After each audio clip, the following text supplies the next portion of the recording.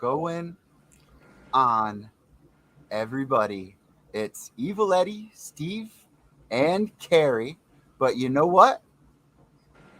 It's October, guys. And you know what that means? Evil Eddie is on his shit again. And I'm already getting yelled at. Of course you're getting yelled at, you freaking idiot. I'm already getting yelled at right now. I can't believe it.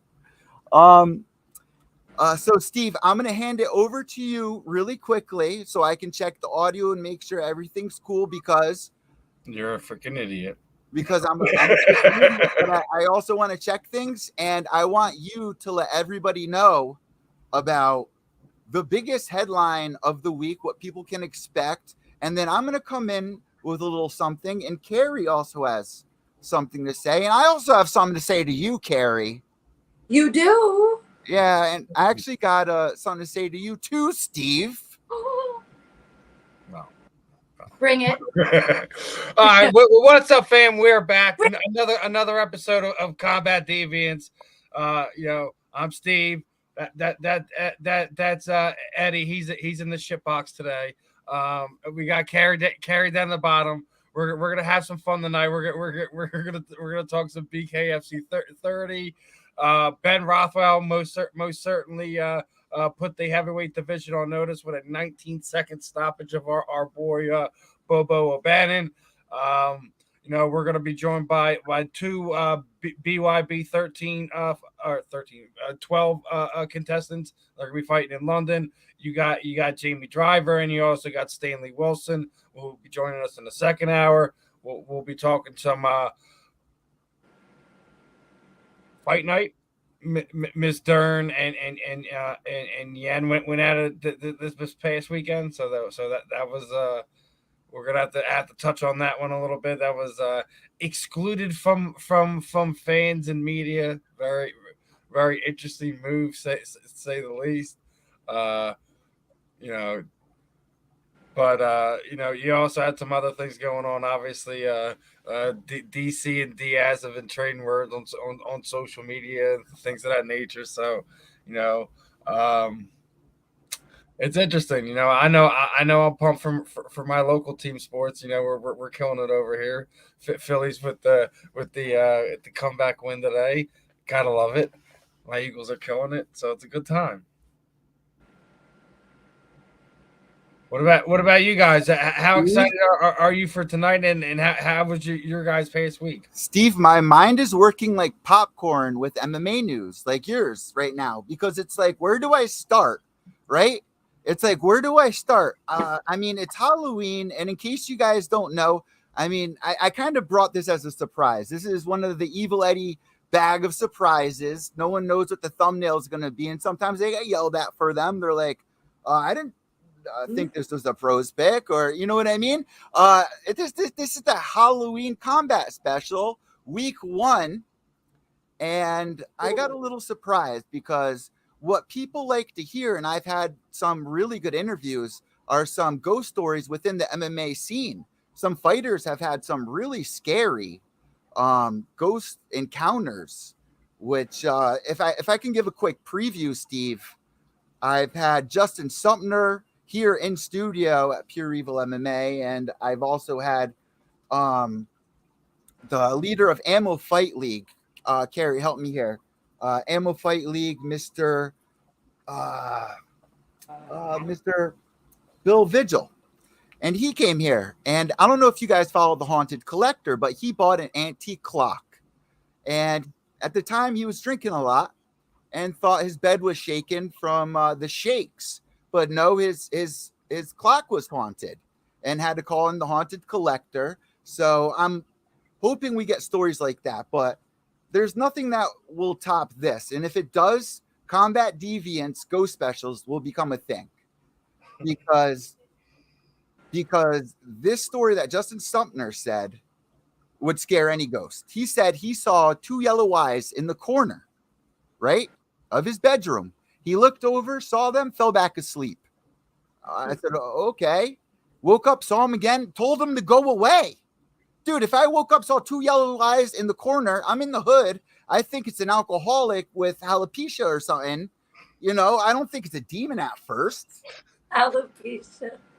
Right? Like with yellow eyes, like that's not a demon, You- dude. No, you I guys think are that coming up with well, deviants, jaundice. not- Jaundice. That's jaundice. Jaundice, right? Yeah. Is that what you were trying to say too, Steve? Nah, you had an encounter with a deviant, did you not? I would say that was a demonic spirit. And, everybody's had, I should hope, an experience with the spiritual realm. And that's what I'm hoping to do. I'm really hoping that me, Steve, and Carrie can get out and be deviants and bring kind of these stories out for people because they are interesting. And we want to know what you guys want to hear because we can regurgitate the news and put a spin on it. But there are some interesting stuff that hasn't been brought out. And deviants like us has been making a big splash. Carrie, I don't know if you know, we hit the top 10 and now I think top 13 in Ukraine, Steve, for our Blake interview still, which is amazing. I'm not surprised. Okay, Nate. I Okay, said that Nate. like lady. I am Not surprised, motherfuckers. Not surprised.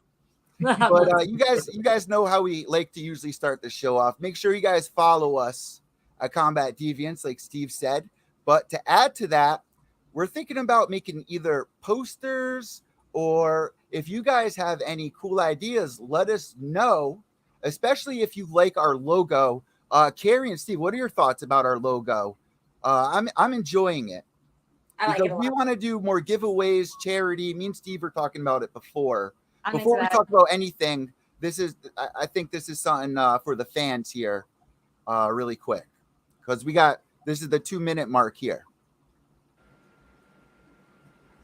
So what do you guys think? Print out some posters. I'm into it. I think I love giving stuff. I still got a bunch of stuff to give away. I know, I gave away, a poster, and I also threw an 8x10 in there for our Twitter hitting 1K. But I still got some more posters. I still got some more 8x10. Clap. Steve did that. That's hard work that Steve did. Like, come on, Steve. That's a lot of work. That's a lot of work. But not only that, it means we're doing very well.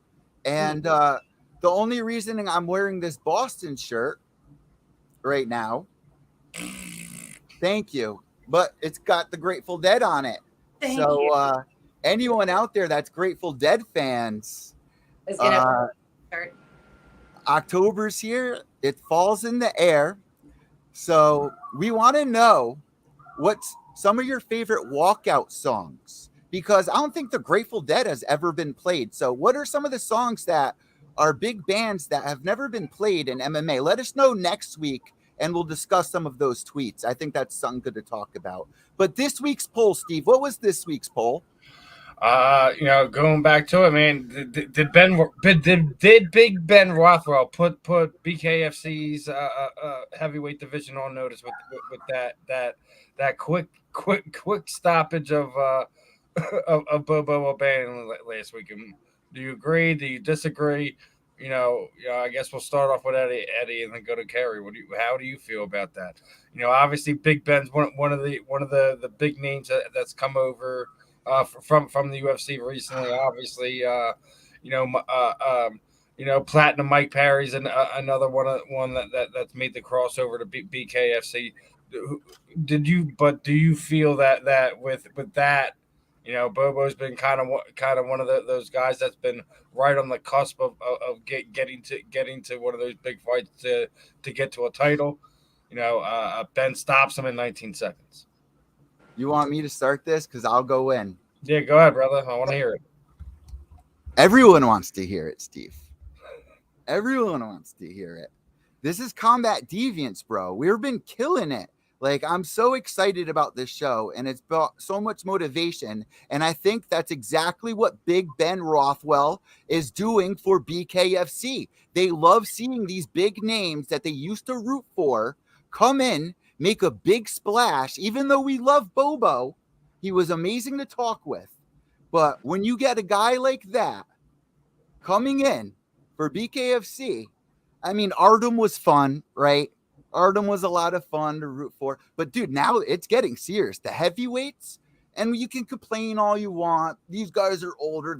Dude, this is Big Ben Rothwell. He's not just good on feet. He's good on the ground too. So Bobo, Steve, remind people about Bobo. He's a knockout artist himself. Listen, man, when you that big and you in that division, everyone's gonna be a knockout artist at some point. Zach looked pretty good last weekend as well. The Undertaker, amazing fight that him and Diaz had. It was unbelievable. So hold on. There's fans, Steve, that haven't heard it, and I'm one of them because I was in bed with a pirate foot. What happened? What happened? What? You were in bed with a pirate foot. Yeah, dude. You want to see? For the audio listeners, you can't see. It's still black. I have a black foot, dude. Oh. Yeah. I wasn't quite sure. You said some Diaz is going to BKFC. Is that what you were saying? No. I was just talking about the Calmus's Zach or guest as other opponent. Oh, we had Bobo on. Oh, okay. I thought 3 weeks ago we had Zach on. 2 weeks ago. It's hot, dude. It's October. I'm on my shit right now. I heard a different name. I heard Diaz. That's what I thought I heard too. Just to let you guys know, I'm just playing. I'm having fun with you guys right now. So y'all just got really excited because you heard Diaz's name. That's it. Oh, dude, leave me. You just heard Diaz and BKFC and you lost it. No, dude. Honestly, I'm sweating right now because there's so much exciting news. I really don't know where to begin, but I like where we started with BKFC. I like that we're interviewing these fighters. And what I really wanted to say, it's hard interviewing these guys, seeing what they're about, and then seeing them get knocked out.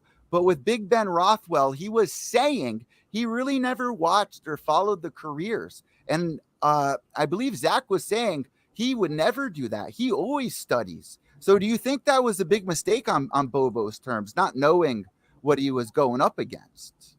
I don't think he didn't know what he was going up against. I didn't think he did either.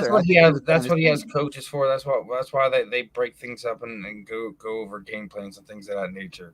Yeah. Like just because he physically isn't doing it, that doesn't mean that it's not being implemented. I think what he was doing it's mind tricks, right? In a way, like, and yeah, exactly. Like basically like what Kevin Holland did to us this past week. He thought he was pulling a Conor McGregor part 2. Does that show fear? That he was retired, that he was done, this, that, and the third, and has another interview sitting there reaffirming that he's retired, and the next morning, he's fighting Stephen Wonderboy Thompson. Gotcha. So, like, does that show fear though? I mean, I went to sociology. I've taken a bunch of LSD. I don't think Bobo's scared of anything, man. He already said it, man. Like he's like I'll fight anyone, anywhere. He's a real dude. I'll go and do WWE. I'll fight both of the Paul brothers. Like, let's have some fun. Like, listen, he's just. He didn't say he'd fight both of the Paul brothers, the Paul sisters. Oh no, you're right. Yeah. I'm sorry. I misquoted Bobo. You're correct. Oh my God, we've been having so much fun. It's only episode 6, guys. Come on. But what do you think, Karen? You think Big Ben's put BKFC's heavyweight division on notice with that one? Let's go to Karen. I would say absolutely yes. Even walking in, to bare knuckle, you're talking about Ben Rothwell walking in alone is, as Eddie says, making a splash. I was literally thinking those words as you said it. I'm like, bitch. I was just gonna say that, but I mean, yeah, how much better could you get? Going in there, getting a knockout, and again, I don't get surprised by that stuff. You're taking away some amazing weapons from people, but you're really, concentrating on 2. And he's a big guy. They both are, but Ben Rothwell has always had knockout power, so I'm definitely not surprised, and I'm really excited for him. And I definitely think with a name like that and who he is, they're definitely going to be lining him up for big fights. I would. So with BKFC, right? a lot of things have been changing, right? They're going over to London. I really want them to come. Like, Steve? Do you think they would go to Mohegan? Because Mohegan, they kind of switch rules, but would they do that with bare knuckle? I know they do it with MMA and stuff. Like, I mean, like obviously, what are my chances? Bare knuckle isn't 100% legalized through 50 states and everything like that. So exactly, like, they're still putting it on where they can, and I don't think they're still doing themselves any favors with some of the bookings they're doing. They're repeatedly trying to get Melvin Gillard in cards over the last year and a half, and they've been continually turned down for medical reasons. You just have to be careful sometimes, like where you're gonna do it, and I'm not 100% sure how the wording is with Connecticut up there, and I know BJ Penn Gents Pulver fucking what 15 years ago or something anymore.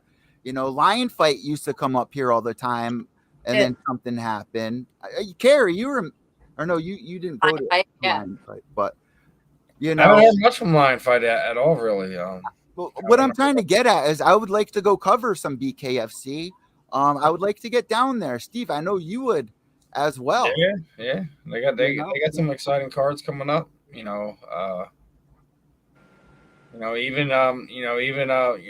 BYB has another exciting one coming up. They just, I think, announced their BYB 13 card should be back down there in Miami. So listen, there's a lot of stuff going on with bare knuckle. I know a lot of fans are down. Oh, no UFC this weekend. The casuals are ho-humming it and bumming it, but there's always plenty to talk about in combat sports and things of that nature. So, all right, guys, we're going to get back into a lot of MMA news. I'm going to bring in our next guest, Jamie Driver. I'm going to let Steve and Carrie talk with Jamie for just 2 minutes while I set up a bunch of banners. And I have a big surprise like I had last week for you. Editing his nonsense on his BS. Let's do it. Let's get Jamie in here. Yeah, let's do it. Here we go. Here's Jamie. Oh, what's up, my friend? How we doing tonight, Jamie? Hey, what's going on? How are you? We're having a blast over here in Combat Deviants. Eddie just brought you in here, so obviously, first time, long time. Me and Jamie go way back. Actually, I remember. What was it, 2016, Daniel Gracie gym? Oh, man, that long ago, huh? Yeah, it's been a while. Jamie, you forgot me? I love that. Hey. It's Evil Eddie over here. How are you? I'm doing good. I'm doing all right. Good, oh, man, good. Yeah, we're going to have a blast tonight, Last time, me and Jamie were catching it up. She was still what they called you back then, the Cookie Monster. Oh yeah! Oh, wow, that's a long time ago. That's the original fight name. I've had so many. We spoke about that back in the day. So tell us how we made that transformation from the Cookie Monster to the Red Queen. Now, growth. There's a lot of growth there from the Cookie Monster in my amateur days to the Red Queen. Now I'm a pro, and I'm actually legitimately kicking some damn ass. I gotta ask you something too. Now, your last BYB fight, you won by verbal submission. Isn't that's probably the worst way to go at it if you're on the other side of it, verbal submission? Is that what you heard? It was verbal submission. They just told me TKO, and I just didn't think anything of it. But I could have swore she said no, she didn't want to continue. That's when I was looking on good old Tapology, it says verbal submission. Yeah. So. Really? Wow. This is okay. This is a first confirmation for me. So okay. Well, yeah, that's pretty bad. Jamie, I'm gonna reach out to my good friend Nolan King right now as we speak, and we're gonna get that fixed immediately. All right. It's not fixed. That's what it is. It's what it is. It's verbal submission. You gotta love it. Think about this in BKFC. It's either decision, KO, or TKO. Yeah. So if you're on the other end of that, verbal submission is all right, I'm done. I don't want no more. Yeah, I mean, I think at that point you should really question. The misfit. with the misfit. I mean, like I really like Taylor Starling. I think she's a great athlete, a great person all around. You know, you just got to look at your choices. You got to look at your life and, you know, look at what you really want to do. You know, I think Taylor can come back. I think anybody can come back in this sport, but you got to get your mind completely right. That's a mindset that you don't want to be in if you want to quit in that moment. And Christine's she's been on another level the past few years too. Oh, she's a monster. I mean, she to me, she is the queen of bare knuckle, without a doubt. I already said there's only one blemish. Obviously, she's very passionate about that. She doesn't believe she lost that fight in the first place, but you know, she's definitely a different animal. She is the queen of BKFC right now. Obviously, we have to see how far that goes. You know, I'm hearing rumors now that she might be going down to 115 to go collect another belt. Yeah, as far as I hear, I mean, I think that's a smart decision. I mean, if she can do it, go down, because, you know, I know they had originally talked about making a 135-pound weight class, but I don't think it ever came about, or at least maybe they're still working on it. So, I mean, I can see her doing that and taking over that division as well. So, good luck to her, man. I mean, if you can safely make the cut and do it and still perform at that level, absolutely go do it and you know, solidify your legacy, so to speak, right now. Oh yeah, absolutely. As long as you're doing it healthy, man. Like that's a lot of fighters kind of like kill themselves still to this day, which at this point in my career, I'm getting a little older. Like you got to do everything the healthy, right way. You got to, you know, it feels good for your body. So I hope she can do it. You know, I can see her doing it and pulling it off. Now, you know, and speaking of some of the bigger fighters, Chris Cyborg just had her boxing debut. Did you happen to catch that? I didn't watch it, but I did see that she did fight and she won a decision, I think, correct? Yeah. I mean, what more power to her? I mean, we're the day and where we age can actually go from sport to sport. We can kind of transition to all of them. So I think that's pretty awesome. I love it. You know, I think it's great to see, you know, some of these stars being able to kind of tip their hands in boxing, to go back to MMA, you know, et cetera, et cetera. We've seen what Feldman did with MVP and Platinum Mike Perry over there, you know, over in the UK when they were just over there, you know, over the last month. When you're able to kind of get those things, when you're able to get some of those guys to kind of cross over to MMA where they're already a big star and already do that, I think it's great for everybody that they're in that position. A lot of fighters kind of get stuck on that. You know, when they get in combat sports, that you can only go with this promotion or this promoter, etc. And that's the only way you can make it. I like seeing a lot of the not just that. You're seeing a lot of fighters create their own promotions. What Jorge's been able to do while he's still doing what he's doing.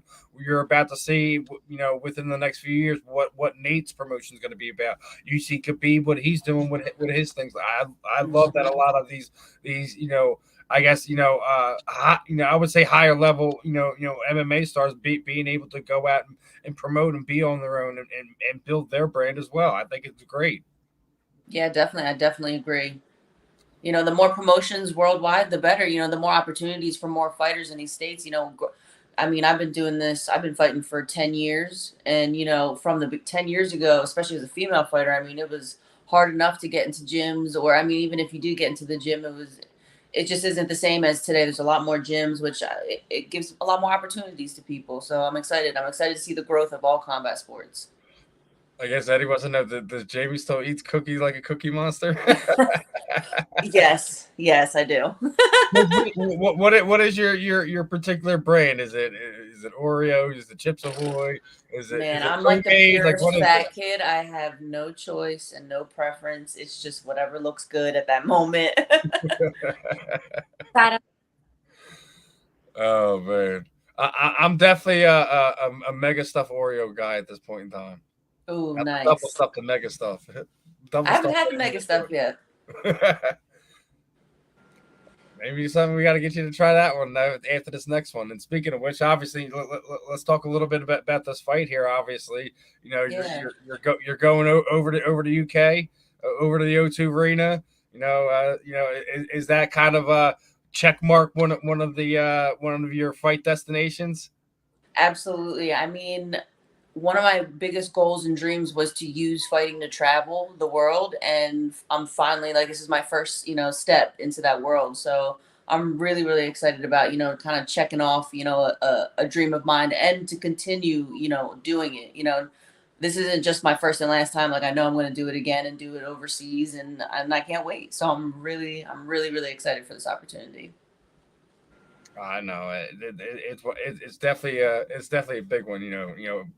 O2. I was just talking to one of the other guys last week, and that's kind of his backyard, his stomping ground. Is O2 Arena is always one of the premier places to go. Obviously, you get to check London off the list. Are you gonna go out there a little bit early to kind of sightsee a little bit and see what you can get soak in while you're over there?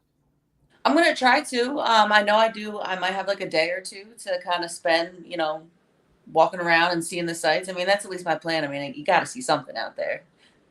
Got to, work and, mixing a little bit of play. Yeah, you have to keep it loose while everything's going on all at the same time. Like, obviously, you have your mind set on a goal. Make weight. Do what you have to do, and then when it comes time to get in that cage, just let them fists fly. Has my mic been on mute? Are you trying I think you might have been. I've been on mute the whole time. You idiot. See, this is what I'm saying. This is why you're in the shit house, bro. He muted No, himself. I was trying to say before Steve was saying, "Oh, so you're going over to the UK?" I was about to say, so the reason I put this question up, I was about to say, you're going over to the UK. Have you tried any international cookies? And then Steve said that, and then I was like, all right, good segue. And then I was trying to say it, my mic was still on mute, and then I tried to say it again. My mic was, and I was like, what's going on? You're goofball, dude. I thought I was a flipping idiot, bro. October, I'm on my shit right now, bro. Oh man. And speaking of which, obviously you're gonna get back in time for Halloween. You have any plans for that? You getting into anything? Any parties? What are you doing? No, I'm pretty low key now. Parties, nah. I mean, maybe a haunted house or something like that. Other than that, I mean, probably just resting up and just Jamie, hopefully no injuries and just get back to business. You're the party. You're the party. She's the party. I am the party now. You're on the show right now. If you don't realize it, the only reason why you're on our show right now, this is our party, and we brought you here because you're exciting. You are the party. Thanks, man. And by the way, so I'm about to go to barber school. I see the hair, right? It's red.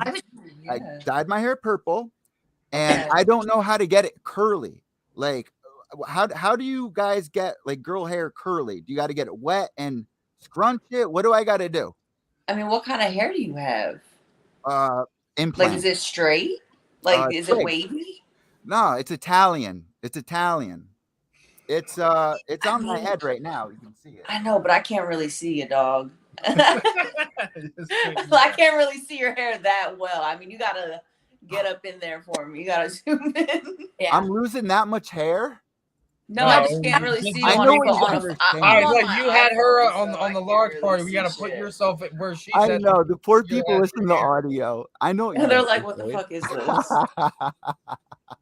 But yeah, I mean, either wet it and scrunch it with a little bit of gel, or you might gotta hit it with a little hair curler. I don't know, or get a perm. I give you guys a lot of credit because what you guys go through with what you have to do with your hair before fights is absolutely insane. Like, it must cost so much money to do. The braids, or just like doing the braids and just not like getting in your face and distracting you. Yeah. A lot of I credit. guess I've just been doing it for so long. I don't really pay attention. I did my hair for my last fight myself. I just don't even care. Like, you just get used to it. It's like, I just put it back, just make sure it's not going to get in the way. And if it does, it doesn't matter. You got to keep fighting anyway. Yeah. Jamie, what brand do you use for your red? I use Pravana Vivids. Okay. All right. Yeah. It's a brand, and I believe the Vivids is meant not to run into another color if you do it. So that's really good, because I was going to say, most people, you see a girl fighting and they have red running down their face. It's not blood. It's from the hair color if they have red. Yeah. Hair color. Very cool. And was gonna say, I love your name, the Red Queen. I mean, that's like manifesting right there that you want to be the favorite in every fight. Pretty much, yeah. I mean, I put my stamp on that. I'm definitely number one, and I'm coming for the belt. So, love it. And what a better time to be in London. Everything's like opening up. Everything's great now over there. It's yeah. Oh, you'll be able to actually see things and do things. Traveling, was really crappy the last 6-7 months, and now I know that fighters are allowed to come out of their hotel rooms, and I know with Invicta they were stuck in the hotel and stuck in their rooms, and they couldn't do anything for quite a few fight cards. So great time for you to be able to go. I'm super excited for you. What would you guys like to see more with promotion? Like, if you guys are going over there, you know how like other companies, they do like meet and greets and they have kind of like fan festivals. You guys are building such a roster. I could totally see you guys doing something like that. Would you like to see them do something special in regards to promoting it? Because you guys are really building something special there, and I'm sure people would flock, especially in areas like that. Yeah. I mean, for all I know, they could be working on something. You know what I mean? Yeah. I'm just a fighter, so I don't know what their kind of plans Of of promoting. course. I mean, they've been promoting it. They got on the Stadium app where we're going to be streaming on there. Which is really, a really exciting move for them. And yeah, I mean, I think as time goes on, they'll be able to promote and market things on a bigger scale. And I'm excited to be a part of it and grow with it. So, honestly, she's going for that belt, so she obviously wants to be a part of it. Yeah, man. How excited are you that obviously there's not just one belt going to be up for grads. Steve, you still on my question. BYB 12, I love you. How excited are you? To be one of those first ones over there in the UK to be crowned, a female champion.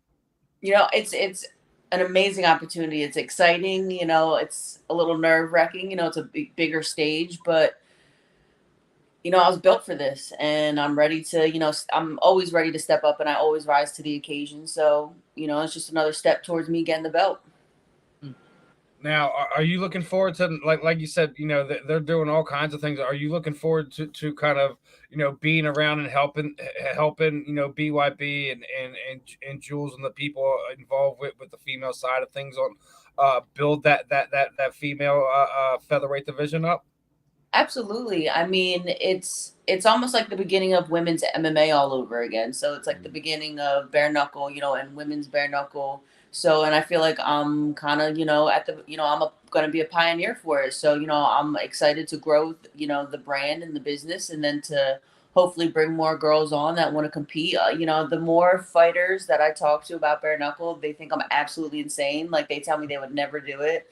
But then all of a sudden I see them signing a fight contract to fight bare knuckle. So I'm like, I mean, never say never, you know what I mean? But yeah, you're starting to see a lot of the girls come over. I mean, obviously we've seen Paige do it. We've seen Rachel. What have we seen?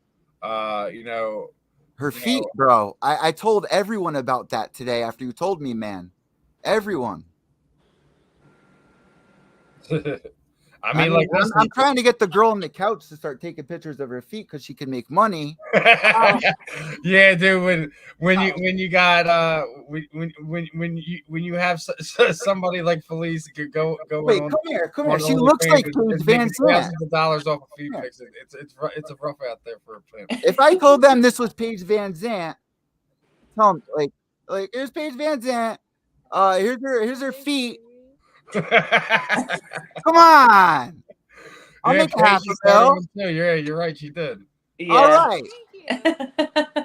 There we go. Now I see you're on that train too, Jamie. What made you get in on that? You just sick of the idiots in your inbox and be like, here's this. Go leave me alone. No, she was telling me she got her feet done, and I was like, oh.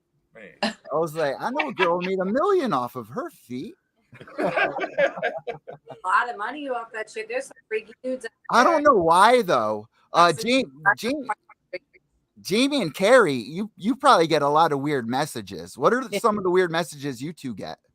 That they want me to punch them in their dick. I mean, I don't know. I'm sure a lot of girls get the same messages. I kind of just delete them. Half the time now, I just don't even want to open them because I just know they're fucking stupid. And I just I can't didn't mean to take send it. you that message. I'm sorry. Or I just get dick pics. You know what I mean? I'm just like, here. I know you didn't mean to. It's okay. I let it slide. So I'd rather get dick pics than what I get, and I'm straight. Wait, say that again, Carrie. I get constant messages from chicks, and I'm like literally hoping it's an interview or something, and I open it, I'm like, I'm not into that. I'm sorry. I'm like, sure, it's nice. I don't know what to say half the time, and then I leave because it's not for an interview. Yeah, you're like, well, not a job. Yeah. Damn. Me and Steve get messages from people trying to get us to buy crypto all the time and stuff, or combat Oh, gear. yeah. Those are right? like the severe spam accounts. Yeah, the spam Come accounts are on, great. man. They're so annoying. I just want to get to know you. Yeah, read my profile. Otherwise, leave me Yeah, alone. that's it. Or reading the Riot Act to me or something. Like people are Oh, crazy man, out don't even there. get me started. Steve, I had to though, bro. We get started at that. Had to. Oh, I had to, man. Jamie, what are your thoughts on pet rats? Because yeah, because What are your thoughts? Eddie has I'm had There is no fucking thought. Immediately no. I So- mean, more power to anybody that wants to do it. For me, if you met ain't no motherfucking rat in my house. if you if you had to domesticate a wild animal, which one would it be? Ooh.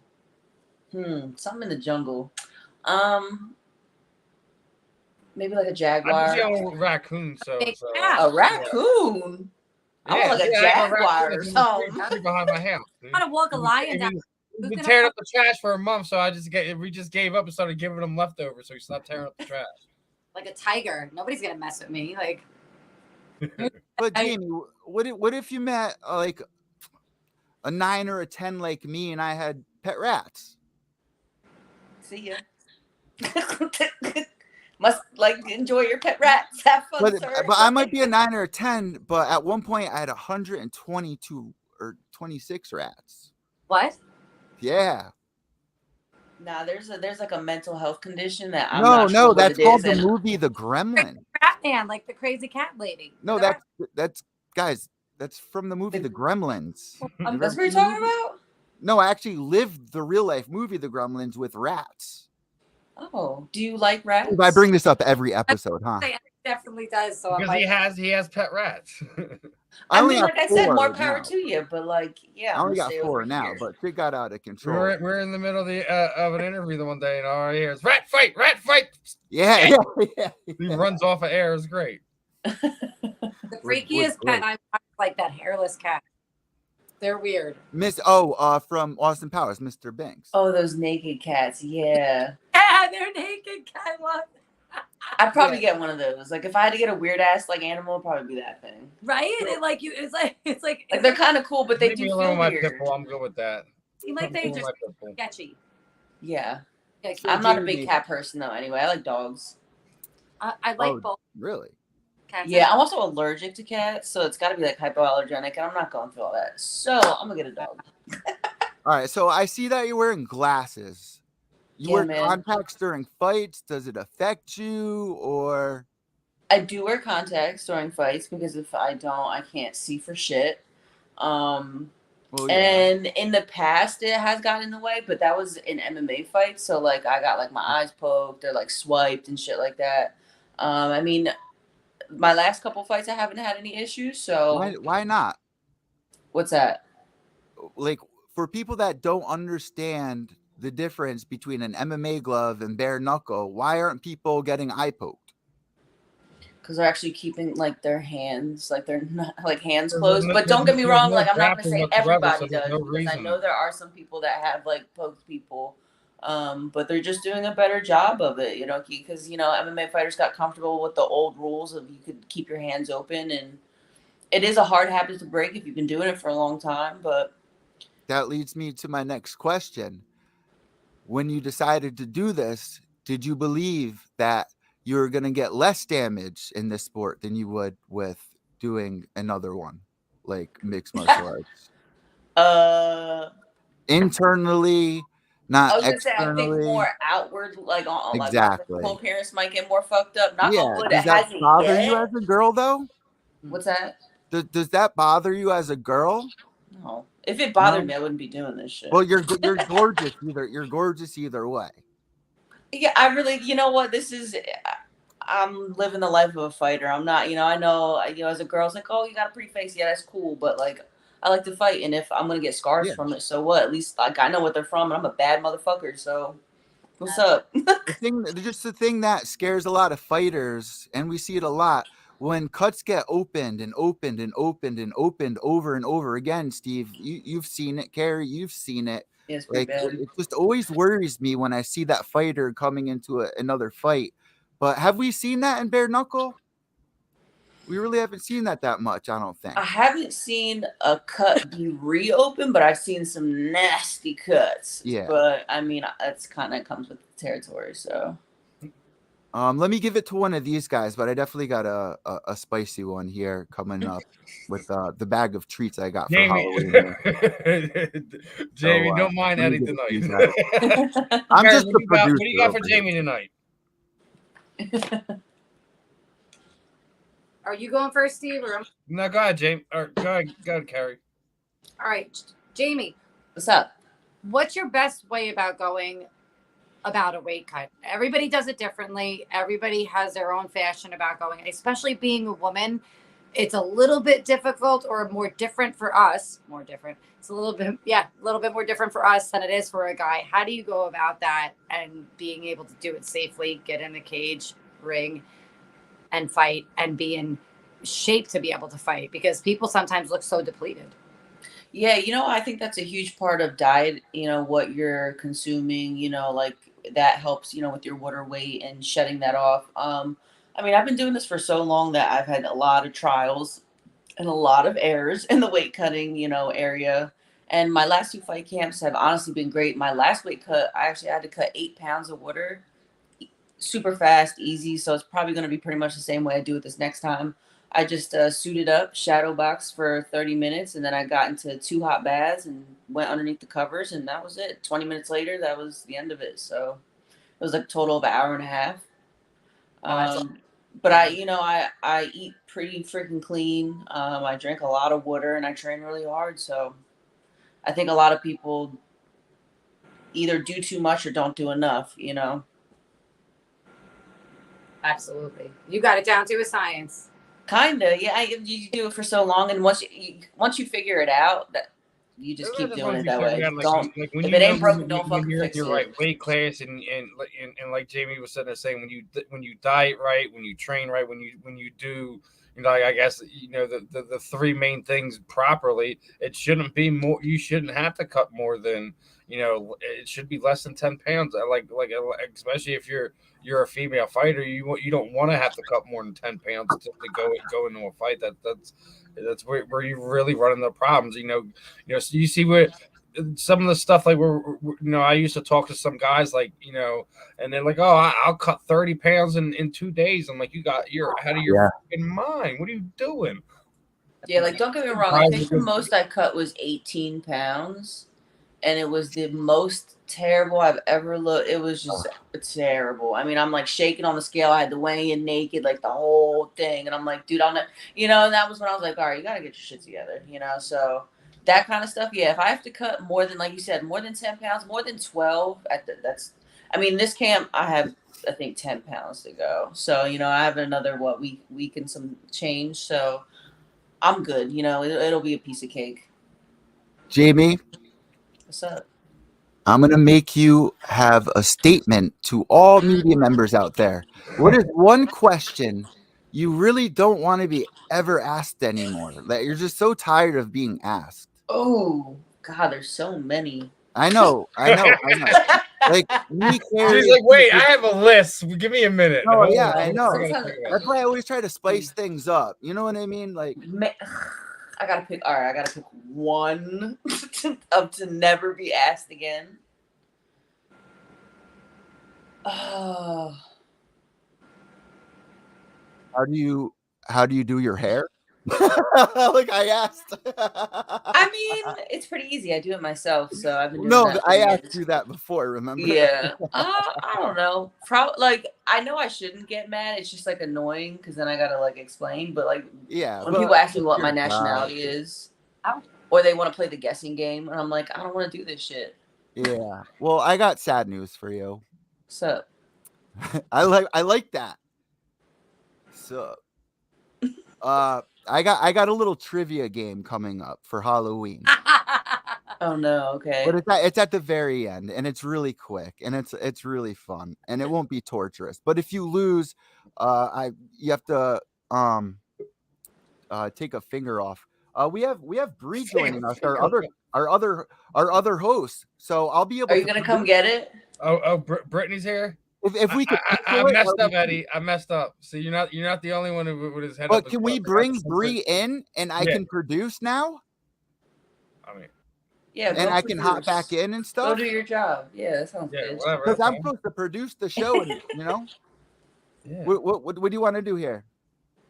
What do you mean? What do you want? Just bring her in. That's just like freaking go. It won't let me. It won't let me. I'm kicking you all out. He's kicking us out. Later. Oh, Eddie. What's up, Brett? Now we're all here. Eddie's running away again. I'm just excited because hey, Bray, it's been a long time since we've talked, maybe a couple of weeks, right? Oh yeah. Hey. Letty. Hey. So happy to see you. We got one of the best here. We got Jamie Driver and Carrie, Steven, but not me. There we go. We're the I'm just being silly tonight, Bray. I know. You are. Are you gonna get through your trivia questions before we let Jamie go? Oh, Jamie, you have to go. Yeah, man, I gotta get some sleep, bro. It's an hour past my bedtime. Trivia questions. All right, okay. Here we go. Oh man. Bree, you're not allowed to answer this round. Wait, because there's another one for her. So I have one pick for everybody for Halloween to watch for kids, right? Mine is Goosebumps, The Haunted Mask. If you are a little kid and you want to watch something, no, it's Nightmare. What would you recommend? Always Nightmare Before Christmas. Leave it alone. For the kids, it's always Nightmare Before Christmas. Stop playing. What if you are the Skeleton King? Then I'm the Skeleton King. Let's be that. I'm having crisis identity over here, huh? Yeah, Jamie, what's your go-to? Are you big on this or? So what kind of movie for a kid? Yeah, because Bilal Muhammad told me he's petrified of Chucky. Really? Yeah. I love horror movies though. So like I grew up on Michael Myers and Chucky and It and Candyman and shit like that. I love them all. Oh, so like all my kids are gonna watch all that shit. What was your favorite as a kid though? Like I don't know. Remember like Monster Squad? That was so mine was Freddy and Friday the 13th. I don't know why. Ooh, yeah. Freddy. Yeah, that fucked me up. That would scare the shit out of me. Right? Freddy. So I never wanted to go to bed. I was like, absolutely not. What about you, Bree? Who's your Halloween go-to? And Bree, you might as well answer this one. You might as well. I don't celebrate Halloween. You don't celebrate Halloween? She's like, nah. No. So what's a movie you would recommend anti-Halloween? The Origin of Halloween. No, I want to go watch it. All right. Carrie, final one for you, because I've been to your apartment multiple times, and your whole apartment is Halloween year round. Yeah. Shoot. So funny. I live in a fucking haunted house. Wait, you're at some guy's house right now? Did I just say something crazy? So much. I have like skeleton rats and shit. That's the only rats I will have. Actually, as a kid, oddly enough, my favorite fucking movie was Poltergeist. Oh. As a kid, that movie. Don't know why. Weird. But a great anti-movie for Halloween would be the Bible, the miniseries. Great fucking. I've been reading the Bible lately, actually. I like the new app. It's called like Chosen. So dope. Okay. Yeah, if you're into it, check it out. It gives it's like interesting. It's Bible Right. stories that No. are like grabs your attention. All right. Now, I know we're gonna get ready to wrap this one up, Jamie. What we typically do here at the end is kind of throw the proverbial microphone over to you. Did I miss the whole show? No. We still got another hour. We're just wrapping up. He's like, Jamie's hold interview. up. He's already been on with us for more than 20 Wait, minutes. I had questions for Jamie. What? Go right ahead. Then. Go right ahead. Go ahead, Bray. Go ahead, run them. What is going on? Like, Hi, how are you? Hey, first of all, nice to meet you. Nice to meet you too. I'm super like I want us all to win, all us females fighters. So like yeah. So I just had a few questions regarding kind of your fight journey. Why fighting? I was always an athlete growing up. I played field hockey for 8 years and then lacrosse, and I did some track and field and softball. And then when I graduated high school, I just kind of didn't have like a path because I didn't go to college like everybody else did. I kind of just took a year off. And then I met someone and he trained MMA and did jiu-jitsu and stuff. And so I just came to a gym in Philly and it just all took off from there. I was like 20 years old and then I had my first amateur fight at 21 and I never stopped. Hey, okay. And then so you do like the bare knuckle, you did some MMA. Did you do some boxing as well? No, I just did MMA. I did a kickboxing and a Muay Thai fight before, and then now, I'm doing the bare knuckle boxing. Oh yeah, you're one tough cookie. That's one thing I won't do.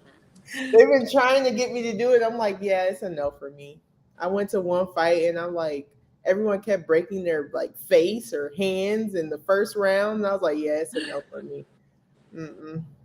I mean, if I had to choose, I'll break my hands any day. I hope, I'd rather do that than my face. So that's what I'm trying to keep it at. Yeah, your defense game has to be on point. Like, yeah, you have to. How is it? Like, I'm always curious. Like, is it more intense? Like, is it? I don't know. No, it's still the same training. It's just like regular boxing training. Like I train with all professional boxers. It's just I just have to be, I have to remind myself that we can clinch and I don't have gloves on. So you want to be more precise with the way you throw your punches and turning your hands over and stuff like that. But other than that, the training is just all the same. I just got to I got to remind myself, you don't always have to throw with power. It could be a lot of speed, like touching and stuff because you're going to break your hands if you do. A hard no. But I wish you the best. Thank you very much. That was all my questions. That was so cool. I've never seen that happen before. Ever. What? You just being like, Jamie, what's up? What are you doing tonight? It's nice to meet you. That was actually really cool. I've done a lot of interviews. Very personable. I think that's why, I don't know, like two fighters being so nice to each other is really. Are you shocked? I mean, we have to. I mean, not that her and I've ever trained together before, but like we train with fighters all the time. Like we know how to talk to each other. I guess we're not like total apes and want to fight each other all the time. I know, the whole time. Guys are just the only ones that do that. Yeah, throw things at each other. Yeah, like you're a fighter. Like what? We all can win. There's all spaces or different weight class. I'm a heavyweight. Yeah, I mean, like especially if we're never gonna fight each other, like who cares? Like I wish you the best. And exactly. Leave the door open for me to succeed. Like.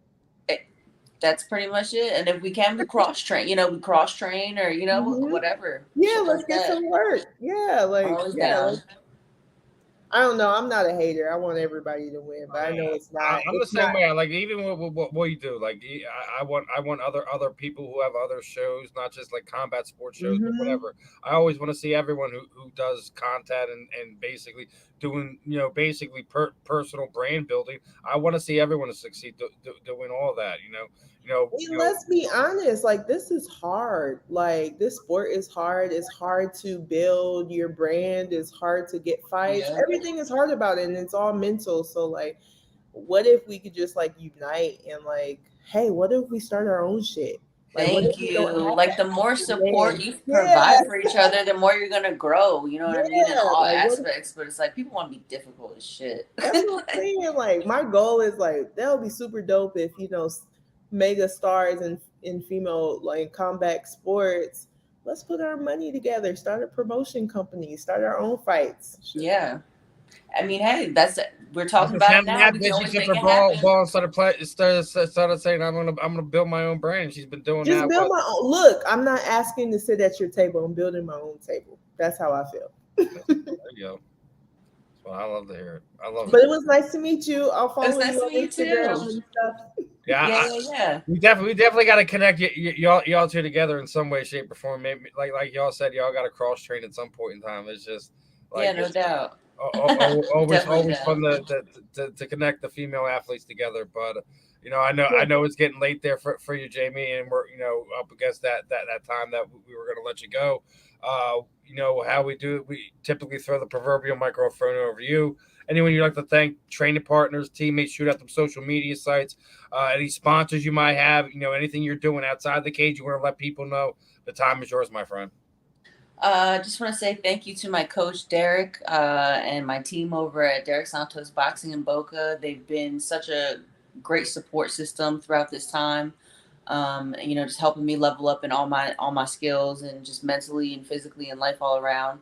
Obviously want to say thank you to my family. They're my why, my reason. My mom and dad are the reason why I keep doing this crazy shit, and I love them for supporting me through it, all the ups and downs. And, again, I just want to thank all my, sponsors, Combat Kings TV, Dope Desserts, Smoke Time Shop, Quality Drywall, and I know there's another one. I'm sorry. Don't hate me. I'm forgetting right now. But, yeah, just, I just want to thank everybody that's, no matter what, through that knows me personally or who doesn't know me on my journey at all. Just thank you for supporting me and, tune in October 16th on the Stadium app, London, BYB. You're going to see me beat another bitch down. There you go. Well, as always, my friend, best of skill in the upcoming fight. Can't wait. BYB 11 over there in London. Make sure you guys are tuning in. You're gonna see not one but two female fighters get crowned champions that night. It's gonna be a great card. The guys are gonna be thrown down. We're gonna be joined by Stanlee Wilson at some point in time in the second hour. Jamie, it's a pleasure. Enjoy the time, best of skill, and we'll definitely have you back on here again at some point in time. Thank you so much. Thank you guys. Have a good night. All right, everyone. That was Jamie Driver. This was that was a fun one. We got right in here now, so now we got the closed fist. Now we're gonna start knocking people around. Bree, I'm so excited that you're here. Last time that we left off, actually, it was on such a good note. What have you been up to since the last time that we spoke? Because you were in such high spirits, you were so motivated, and we were talking about how hard it is to keep that energy, and that's something I've really been battling with. Is that something that you're battling with, or what are you doing to keep that going? Because you always have to keep preparing for a better and a better opponent, and I just gotta prepare for tomorrow. So what are you doing? Man, that's a good topic. I actually been struggling, if I'm being honest, because Always be honest. Yes. Had my pro debut set, trained 3 hard months for it, and then fight got pulled. So speak more on that for people that don't know. What did you show up there and it got pulled? It got pulled the day before the fight. So always the worst. Yeah, and it happens way too often. Yeah. I don't know. A lot of things happen. Yeah, always does. But honestly, I think that we need to put more emphasis and put more effort into matchmaking for female fighters instead of just saying, "Oh, it's too hard. I'm not even going to try." I honestly think that what it comes down to, because everybody else had a fight. And One of so the reasons why I've been getting a lot of the BYB fighters on there, because they literally just hired a female coordinator to kind of help build their female division. So it's like it's important to not just know, have a matchmaker that know what they're doing, but having a matchmaker that also knows the female division inside and out, not just somebody who's just one of these typical guys that they wind up throwing in there that somebody's buddy at the gym or somebody like that. It's just, you always get somebody in the wrong position when it goes there, and it's not like it's their fault per se, but not everyone knows the full scale of everything you have to look at. And it's one of the things, like you're the one that's getting the brunt of it a lot of times, because you're having to prepare for this fight, prepare for that fight, and it's just consistently having the rug pulled out from underneath you. I know that's a really hard thing, getting so close to being there, and it's just that's a big mental drain. And we talk about it too. Like you guys were talking about that, and we see it in other sports now. It's becoming more and more prevalent, like that, the whole mental aspect of everything, and it kind of wearing down and ripping you down. We see it here in Philadelphia. Lane Johnson literally took 3 weeks off from football this not the current season we're in, but last year, because he was just having a rough go of it, and he knew that he had to get his mind right. He came back and since he's still, I think at this time he still hasn't given up a sack in 2 years or anything like that. But like, it's like we still all battle. It doesn't matter if you're a top level athlete or you're everyday Joes like me, Eddie, and Carrie over here. Like it weighs on all of us to some point in time. Oh yeah, definitely. Mental health is so important. I think it's just I myself, I'm grounded and I practice wellness, so I think it was a little easier for me to bounce back. But it was very hard. I took a few weeks off. I was like, I can't. I can't deal. Like, the sport is too much sometimes. I know what you mean. It's too much. It's like I can't. I can't with combat sports right now. We need to take a break. We need to take. I just need to pause. Like, everyone, just pause, because I can't. Like, I don't. It's to the point where my agent, I was like, nope, send me sure deals. Like, I don't. Carrie, no more. Carrie, I'm gonna steal this question from you really quick. Bree, what's one thing that you would really like to see more from like the media that would help you and other fighters' careers and promotions? What's one thing that like we could do to help you guys? I mean, just continue to have us on the show, promote our fights. I'll just say like this right now. Media just needs to do a better job of covering sports as a whole, not just the men's side of things with the same, like not just with like when you see females combat sports covered. If it doesn't have Ronda Rousey's name on it, Amanda Nunes' name on it, or somebody like that, no one pays attention to it. And I think it's absolute freaking nonsense. Yeah, we still have great fighters up and down the division weight classes, and the same goes for boxing. And for most people, unless Amanda Serrano and Clarissa Shields, but then start to name me somebody after that. You start. It gets hard. Question marks. But it's a lot of those. Who's the hot blonde? That's what it boils down to. Carrie, leave Carrie alone. but also you got to think about it like this. That's not just the media, but that's also the fans being lazy, not forcing that. That's also a lot of sports media being bought and paid for it, and they're only agendized to really cover X, Y, and Z, and they're not going to really do anything after that. And we've seen that a lot of people were bringing up stuff going on with not a lot of sports people really bringing up the nonsense that Brett Favre was going on, and bringing up some of the stuff that went on with some other athletes, like what happened to Jameis Winston right as he was coming out of college.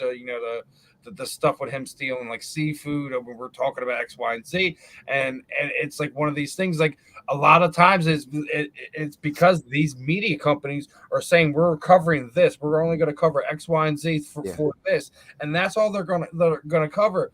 And a lot of people let the general public let media get away with this, just dictate what we're being told. When instead of actually looking at this, if you really actually looked at it, the thing with Brett Favre has been actually going on for almost 7 months now, and we're just now complaining about it. It's been going on since at least April, to my knowledge. I thought it was earlier. I think it was February, but it's one of these things. Like, how do we wait this long for let this thing to go on?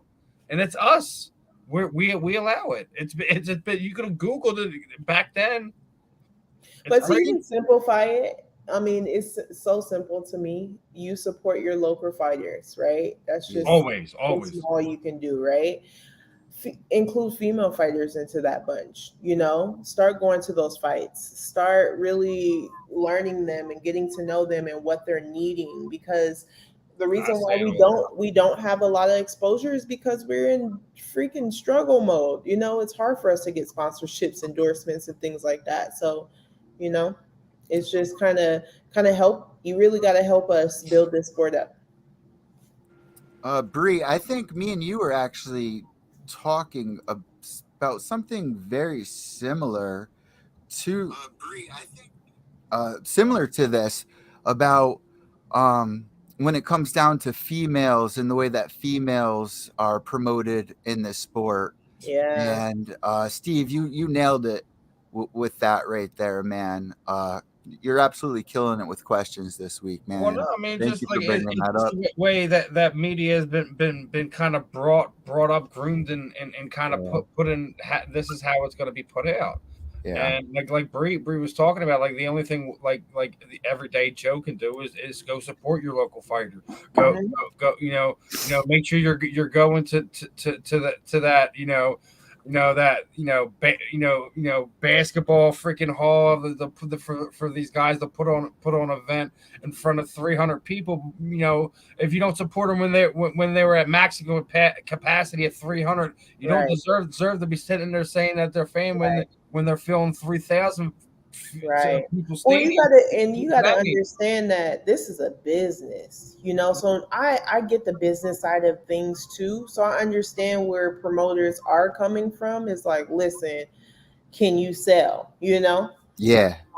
And so that's where it boils down to support. Like, no, that's when I was busting my butt. That's what hurt my feelings. Selling tickets, like hustling, like, how can I support you? Come to this fight. I need butts and seats, and I need you to buy my merch so they know why you're here. And then they put you on after the main event when everyone's gone sometimes. Right. Well, but not me. I wasn't having it. So, but at the same time, what Steve's saying, like the bottom four. I was like, don't put me before everybody. Yeah. No, and there's another side of that too, Eddie, because like Bree's talking about, it's hard for them to kind of build up their brand and stuff like that. Yeah. And the other side of it is they only go after this specific type of fighter. Exactly. For sponsorships and things of that nature. It's really it's really, I think it's a lot harder for females to do a lot of things in combat sports because it's still on a slant. It's still not you have to be a YouTuber fighter. Not as Thanos says, it's still not perfectly balanced. It's not there yet. That's true. Yeah. And you know what's another thing too that's like you guys were just talking about? It's also one of the most beautiful things to me about this sport when you sit there at a grappling match for 3-4 hours sweating your ass off as a media member, seeing these young kids, and then 6 years later, oh my God, Dana White Contender Series, they got the contract and they blow up. Have you seen a lot of people change over your career, or have you seen a lot of people stay humble? My fight, my camp, we're humble. We understand that. Who's your coach? Kendrick Lamar? No. Yeah. But I'm over there with Crawford and yeah. and so we stay hungry. Crawford, he's just as hungry as he was when he first started. So just being around that energy, we know that boxing is a dangerous sport. It only takes one punch for it to change your life or career. So we stay humble, and I think that we check each other. Like, bro, you tripping? Like, you know what I mean? Bro, So you just tripping. being around good people that make sure that you're on that right path, because as soon as you get cocky, that's the downfall's coming right after that. Well, let me ask you this. I really don't mean to hog anybody here. It's hard for a lot of people, I've heard, when you see a fighter go in there and they lose and lose and lose, and they keep wanting to fight. Like I wouldn't find any reason to tell them to stop, right? Like that's not up to, like who is that up to? You know, like I don't Yeah, know. it matters what level you're at, especially. the I don't athletic know. I've been commission, different medical about board, they're the that. one that says you have to stop. I'm not like, well, we can take it to the highest or mid tier or low tier, but if people want to compete, like, Mhm. you know, I've seen people at 50 getting out of the army compete at local regional shows, as long as they pass medicals and stuff. I Right. mean, right, as long as they pass medicals at least, right? But if they're on a 13 fight It's not the losing fighter's streak, spirit. The fighter gonna always fight. you can pass the medical, but if you're on a huge losing streak, would you say something? The commission normally does, but Oh, I do they? would. The I commission would. would I'd say be something? like, hey, there's so many different aspects to the fight game. You can start commentating. You can start, being a coach. There's other lanes you can be in. To me, I got a game plan already. I don't plan to fight for forever. So Bree, you would be an amazing commentator. I could see you doing that. Do you have plans for after yes, that? I know you yes. do. I can well, tell. with all these promotion getting up, I mean, I hope they hire Bree as like a color commentator or something like that. They really don't see my gifts. That's what makes it very Really? frustrating, because I just feel like, am I invisible? Like, because Did you see the? Oh my God! I spent 3 hours making you a promo video that you had to have seen that highlighted everything amazing about you. I got to share that more to people that didn't see it, send because it to me again. Send it oh to my, me. I will, because it really inspired me. I showed my mom. She was like, wow, like I don't understand. Yeah, It, I it, look in the mirror and be like, I got it. I'm the total package, and then I get treated like, you know what? Maybe that's what we really do need to do more, like yeah. stuff like that. Mm-hmm. Like, and we're here, and we're gonna do it. I promise you. We're here. We Yeah. already did one for you, and I mean, I feel like I can fight and commentate. A lot of people are doing it.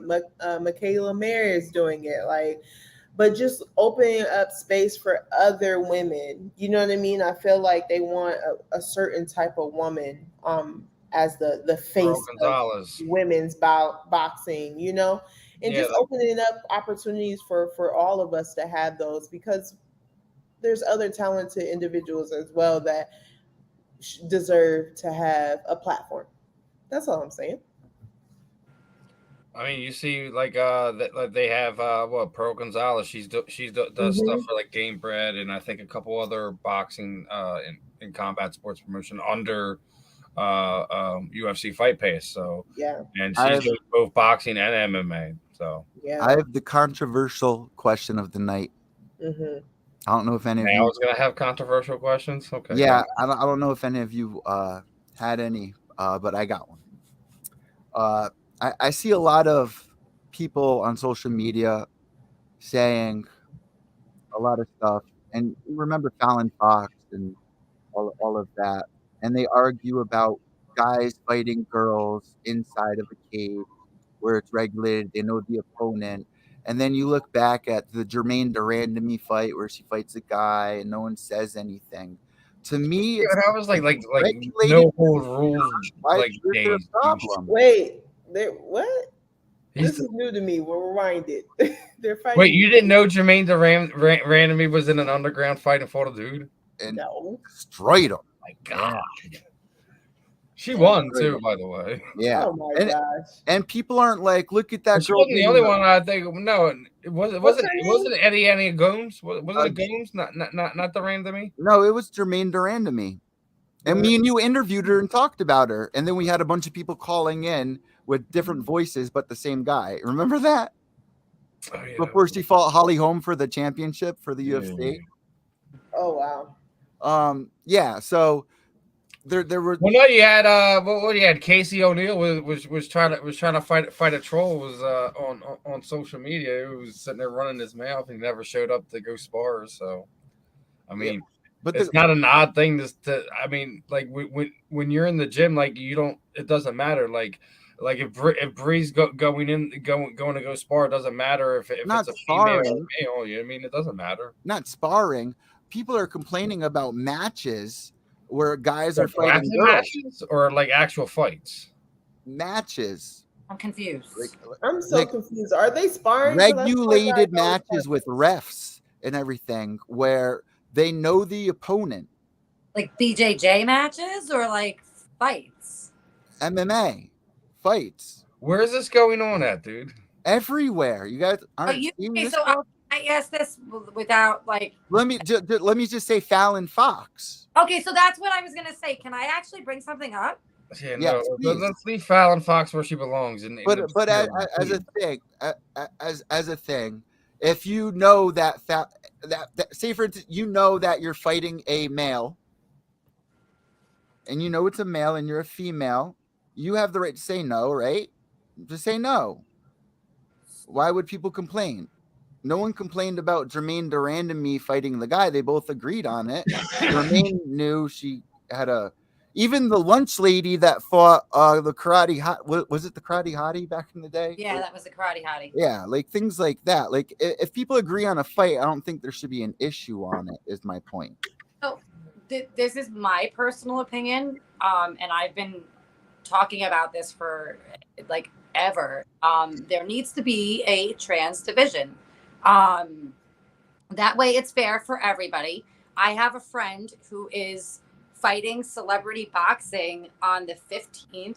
He's a transsexual and he's fighting a biological man. Why not? It's there's a lot of them out there.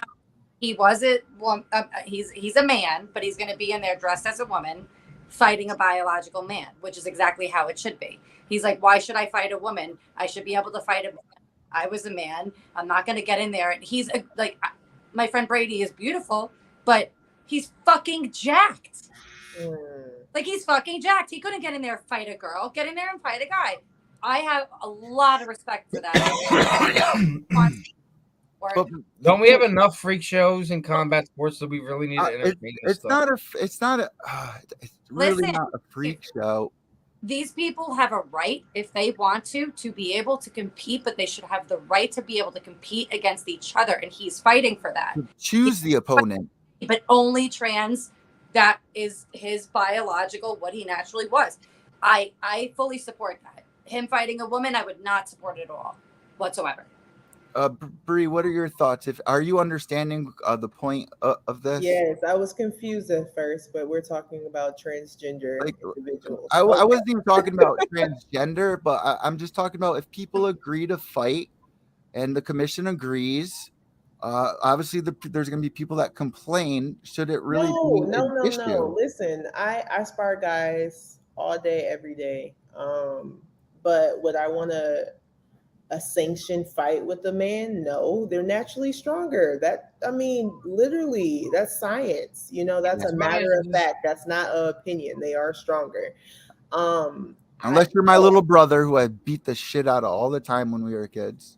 And you know what? And he's stronger than most women, So yeah, his husband's stronger than me now. So that's what I'm saying. Like, it don't matter. So it's like, I agree with Carrie.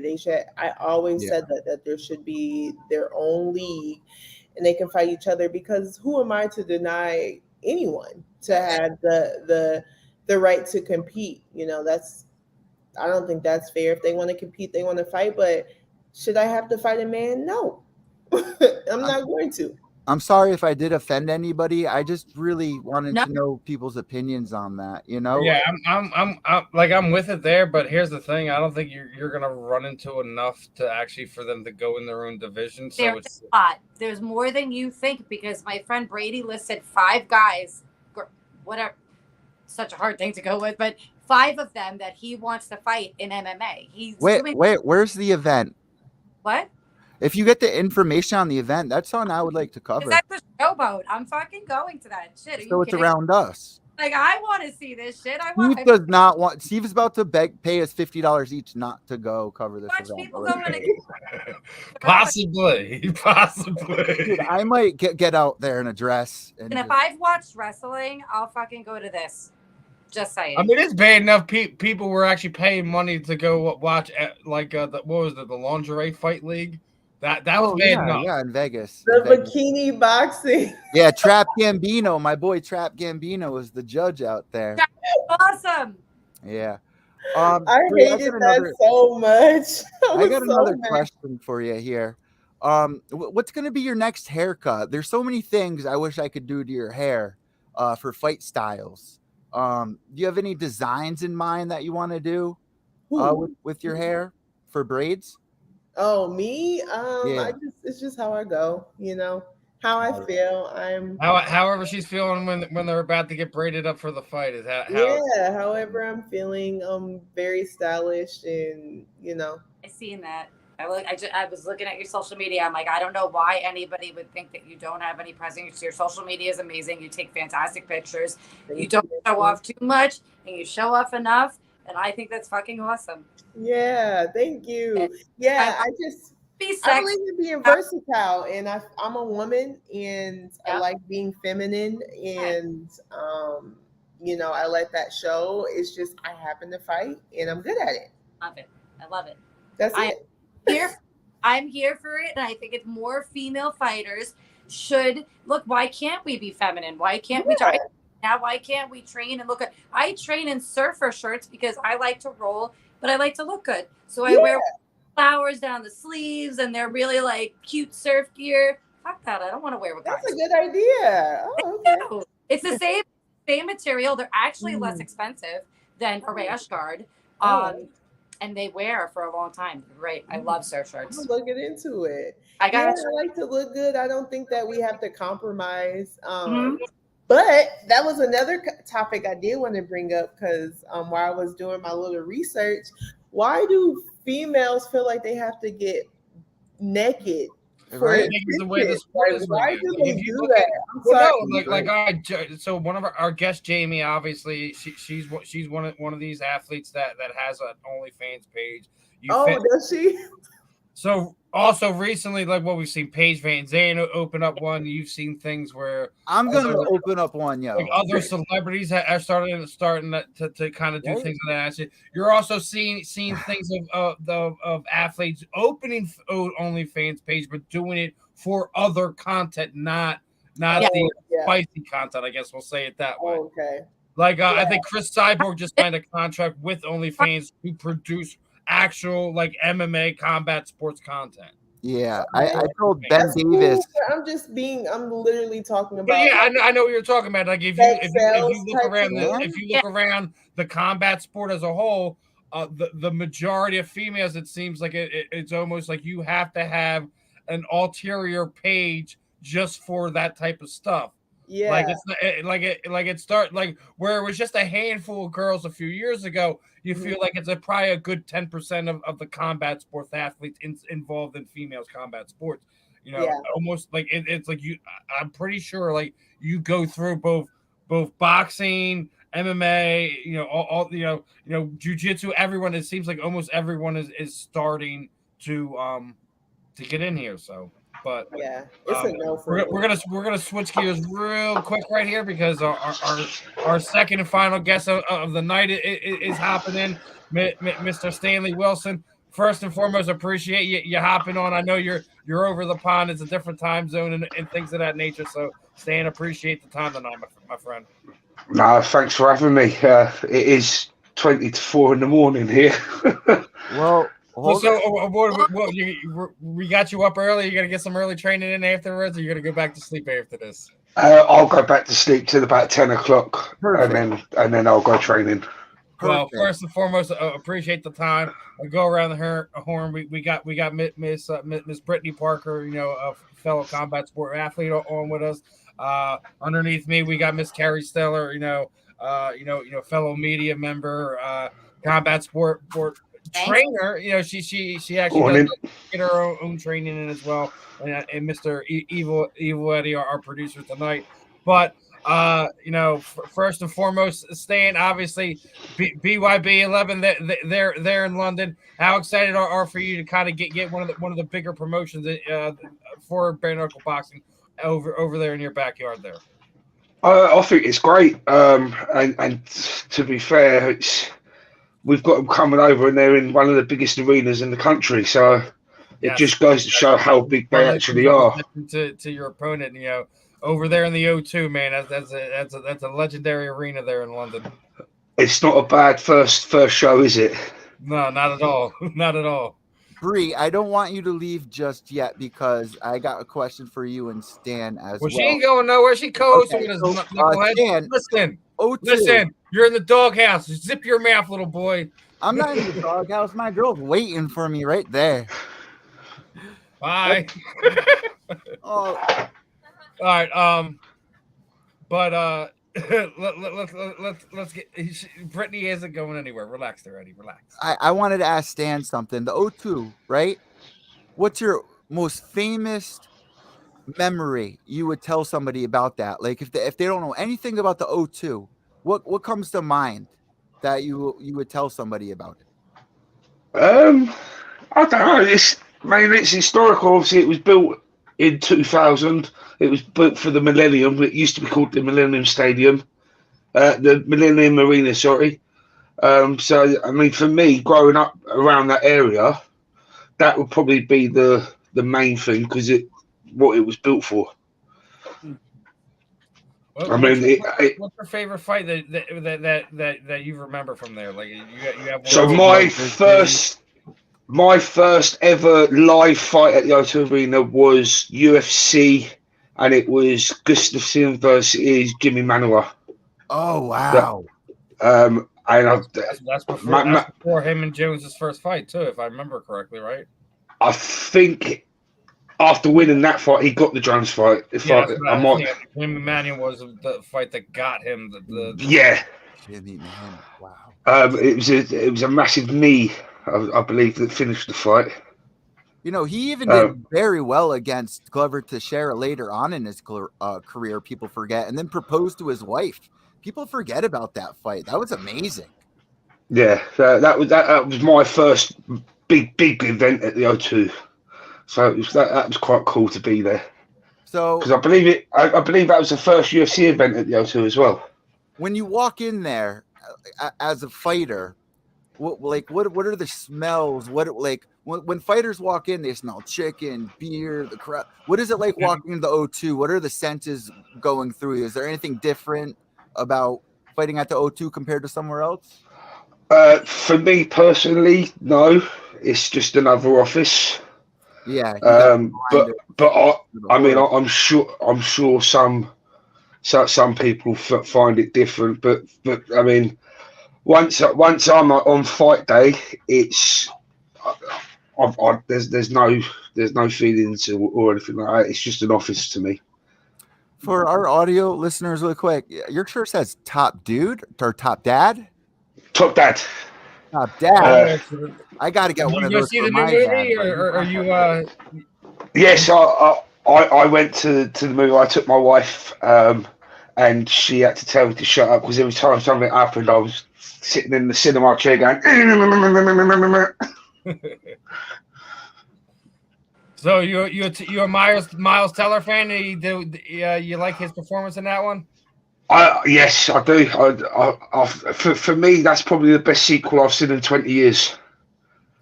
It's hard when you have movies that kind of get put on the shelf for a while, or franchises, I guess we'll call it that way, and then they get a sequel 20 years later. It's real hard to be that successful with it. Yeah, oh, definitely.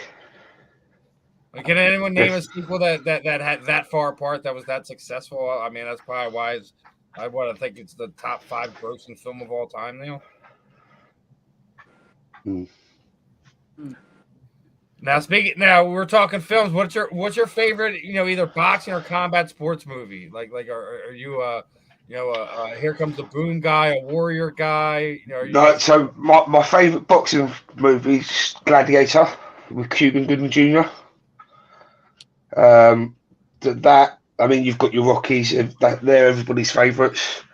But for me, dude, I think it's. I live in Philadelphia, right? And it's just like everyone's like we they do the Rocky steps. It's the art museum steps. Yeah. Like, guys, come on, stop. Like Philadelphia people that we're so overwhelmed. Like, we love the acclamation that we got as a city and Sylvester Stallone got for making it and everything like that. But we're just so worn out. Like, stop with the Rocky. I love Rocky. Don't get me watched all the movies and things of that nature. I think it's barely in my top 5 boxing movies. Oh, I don't know about that. It's definitely up there. It's in there. I mean, dude, don't get me wrong. Like you got a lot of good. I still think right now, like the second Creed movie, I put before and Rocky 4 is probably one of my favorites. So it's Rocky 5 with Tommy Morrison. Yeah, no, just Balboa itself, there's some lines in Balboa itself is the reason why you like that. Yeah. It's actually said as the worst movie in a lot of people's books, but I agree with you, Steve. What? The 4th one, a lot of people said they didn't like, but I really want to ask Stan. How do you not like the Drago? I know, I agree, especially the outside fight and stuff. He loses Apollo, all that. Come on, guys, it's Halloween. I have to ask this for the listeners at this point in the podcast. Ghost stories. Please tell me one of you guys have something scary that has happened to you in your life, or know somebody that has had something. I have a ghost in my house. I see him. My son has seen him. I have friends that have come over and seen him. I have upstairs, I promise you. I don't do ghost stories. I don't do horror films. I'm a big baby when it comes to stuff like that. So you don't believe? No, I don't believe. No, I'm not a believer. What do you think happened then? Stan, I was so with you until about 10 years ago. Really? Go from there. This is what our listeners want to hear. Why? Why I don't believe? You tell me to go, Eddie? Either both. Oh, this is what people want to hear. I just don't believe it's until you see, right? Yeah. If I see it with my own eyes, I'll believe it. Well, before I ask Steve, what would you do if you were a ghost, Stan? Oh, I'd terrorize the shit out of people. Bro, come meet me when we die, all right? Let's do it. Yeah. All right. Do you remember Simon from Ghostbusters? Yeah, dude, the green dude. I drink that drink all the time too. That'll be me. Oh yeah, I did. Wait, do you believe in ghosts too? Or you like Stan?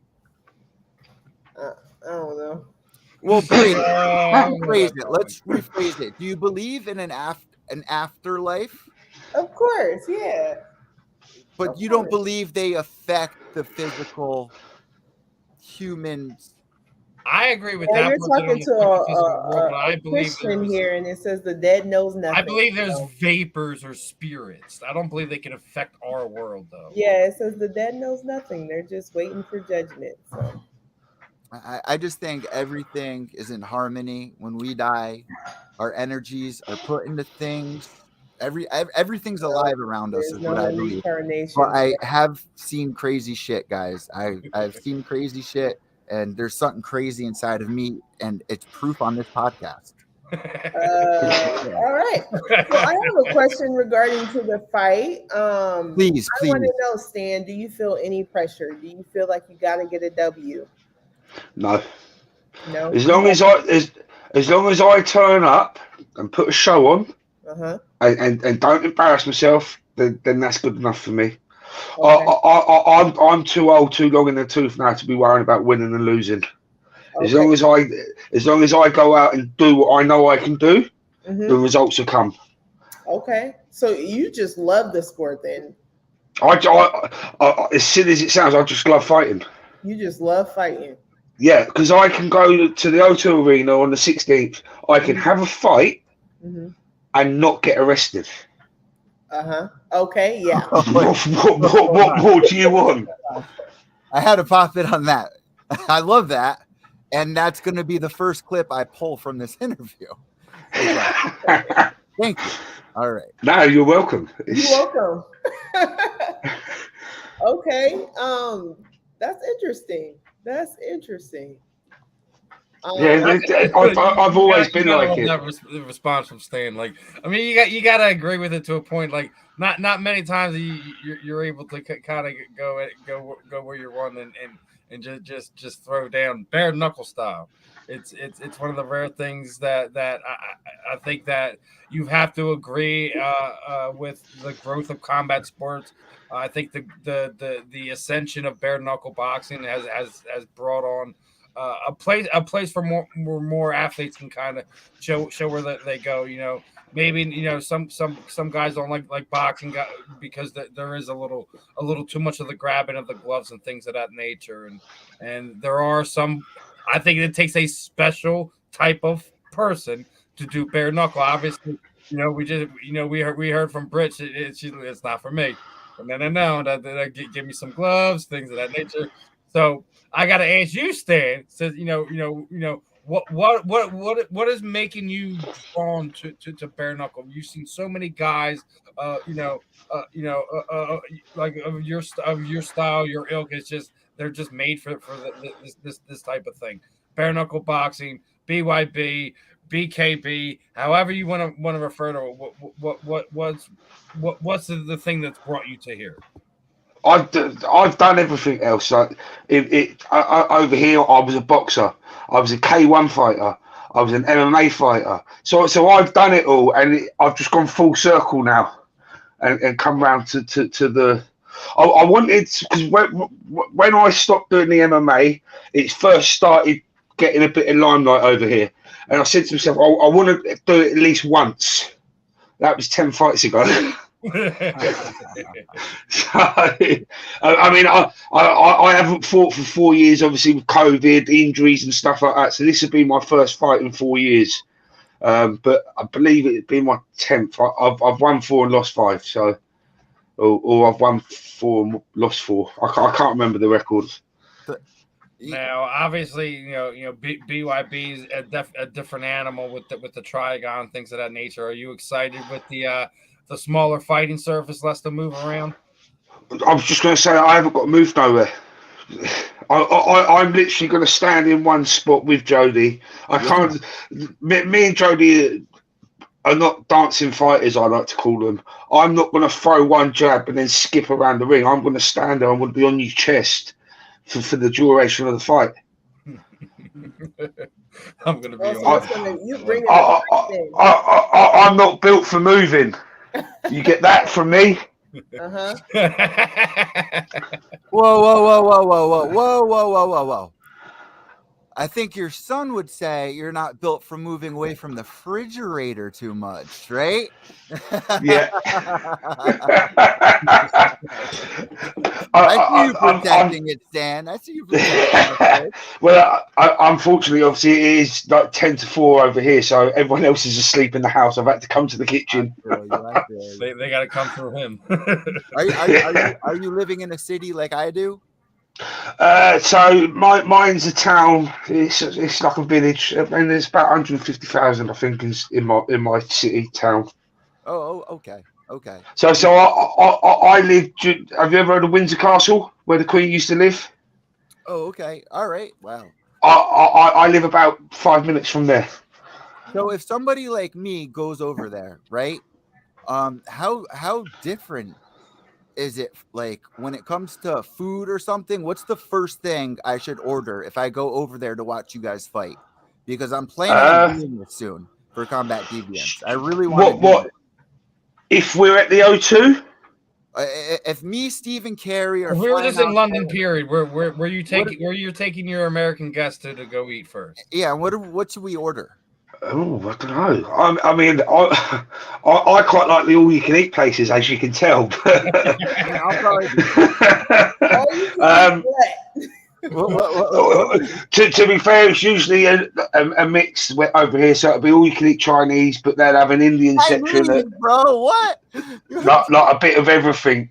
There's actually a really good one at the O2 Arena. So I'm planning on visiting that next Sunday after the fight. This is important. I've always wanted to ask this question. You just brought up when you step in there and you smell this food, you've cut all this weight. You're stepping in the fight and you're smelling. I don't cut weight, so I fight at heavyweight. I refuse to cut weight now. I'm too old. You sound like my old co-host James McSweeney from Ultimate Fighter. James McSweeney is actually from the same town as me. No way. That's So where I live, James, or I believe his father still lives there. I might be wrong. I might be wrong, but James's father lives like literally 3 minutes down the road. What a small world, man. Yeah, I remember watching James on the Ultimate Fighter. Season 10. And, yes, with Rashad Evans and Rampage Jackson, I believe. Yep. Kimbo, big country Roy Nelson. And Big Baby. Yep. Yeah. Yeah, no, I remember that one well. Yeah, man. Yeah, he would always yell at me about the same thing too. But yeah, what small world, man. Yeah, like I say, he's literally a 5 minute drive from. I mean, I think he's in Australia now, isn't he? He travels so much. He was in Texas last time I talked to him. Right. And then he was in Thailand. We had issues with Mike Swick trying to sue us, and then he got out of there, went to Texas like everyone else. He does a lot of traveling, but he has a little girl, and it's very difficult. It's very difficult. Cool. But yeah, no, that's a small world, isn't it? I got to tell him I interviewed you, man. That's awesome. Is that something you guys think will continue Ultimate Fighter? Or is that something you think Bare Knuckle should do? Something along the lines, but a little different? Do you know what? I would love it if we did one for the Bare Knuckle. I mean, don't get me wrong. I don't think I'll be throwing my name in the hat to go and do it. Like I say, I'm a little bit too old for all that, sharing a house with 16 other geezers. But but it's definitely something that I tune in and watch. Well, how about the Contender Series? Because people are and aren't enjoying. Well, I still think like I think combat sports as a whole could do well from a model like that if it's done right with the right people. Like not just bare knuckle boxing, but boxing in general. That I think boxing could definitely use a shot in the arm. I think a lot of guys are getting sick of these old promoters kind of holding up, some of these bigger fight names. Oh, well, I'm not working with that promoter. Or this promoter needs to do X, Y, and Z if they want to fight this one of my. I'm sick of the politics that is involved in that. I think there should be they should be giving back to the athletes a platform so they can not only grow, but so the younger fighters can find ways to get their name out there without having to be built off of promoters' back, being dependent on them to make a paycheck. I see Bree shaking her head here. Bree. I think I'm speaking some truth to her. That's all. No, and money, ways to make money. We need more ways to make money than just in the ring. That's only one paycheck, and you got to work hard to get that. Yeah. And then especially if you get injured or if you have opponent pull out, whatever, you expected to fight 3 times this year. Now you've only fought once or none. So now you're sitting there a lot of times fighters, managers get put in these positions of taking bad fights because other fights fall through, and you're just trying to stay active a lot of times. Yeah, fighters get the short end of the stick. Or leaving with your We money get altogether. paid last. We the one that why everyone getting paid. Exactly. And we just want to help you guys with that. Stan, you were about to say something as well that sounded like really important. What was your thought there? So with the concept of like Steve was saying about doing the house show, I agree, and I mean personally I would tie it down to younger fighters. The only problem with it being the younger fighters, it's popularity. If people don't know the younger fighters, they're not going to tune in and watch it. Well, that's where I think that I don't think necessarily celebrity coaches like fighters, but you should have like people that are like maybe having like a particular gym be brought in and another particular gym be brought in. Yeah, the fighters that are going to be on said season, and then just regularly have stars from said promotion come through and work with we're gonna have we just had Jamie Driver on. They're gonna do a female. Then we're gonna bring her in. She's gonna come work with the female fighters for episode 5. But would you not find that people would try and tune in just to see that episode that Jamie's coming to? But that's what I'm saying. Like, that's where you do it for both teams throughout the season, throughout the whole time from beginning to the end of the season, where you're bringing in your X fighter, B fighter, C fighter to work with the ass. So it's not just you're building that star up, but you're also helping building the star that is already made up as well, because you're giving them that airtime. Yeah, no, that makes sense.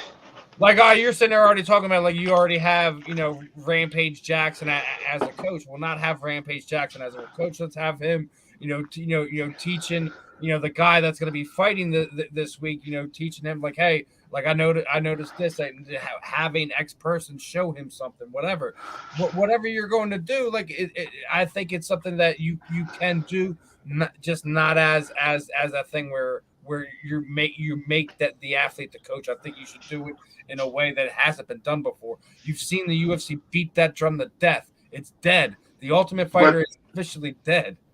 Well, I mean, that's what saved the UFC, wasn't it? The first Ultimate Fighter with Bonner and Forrest and that's Griffin. something me and Eddie talked about a few weeks ago. I felt that Dana just is married to it because it's just that name. I don't think he ever wants that name to die. Just the simple fact of what it meant to not just the UFC but the sport in general. It's saved that sports as a whole.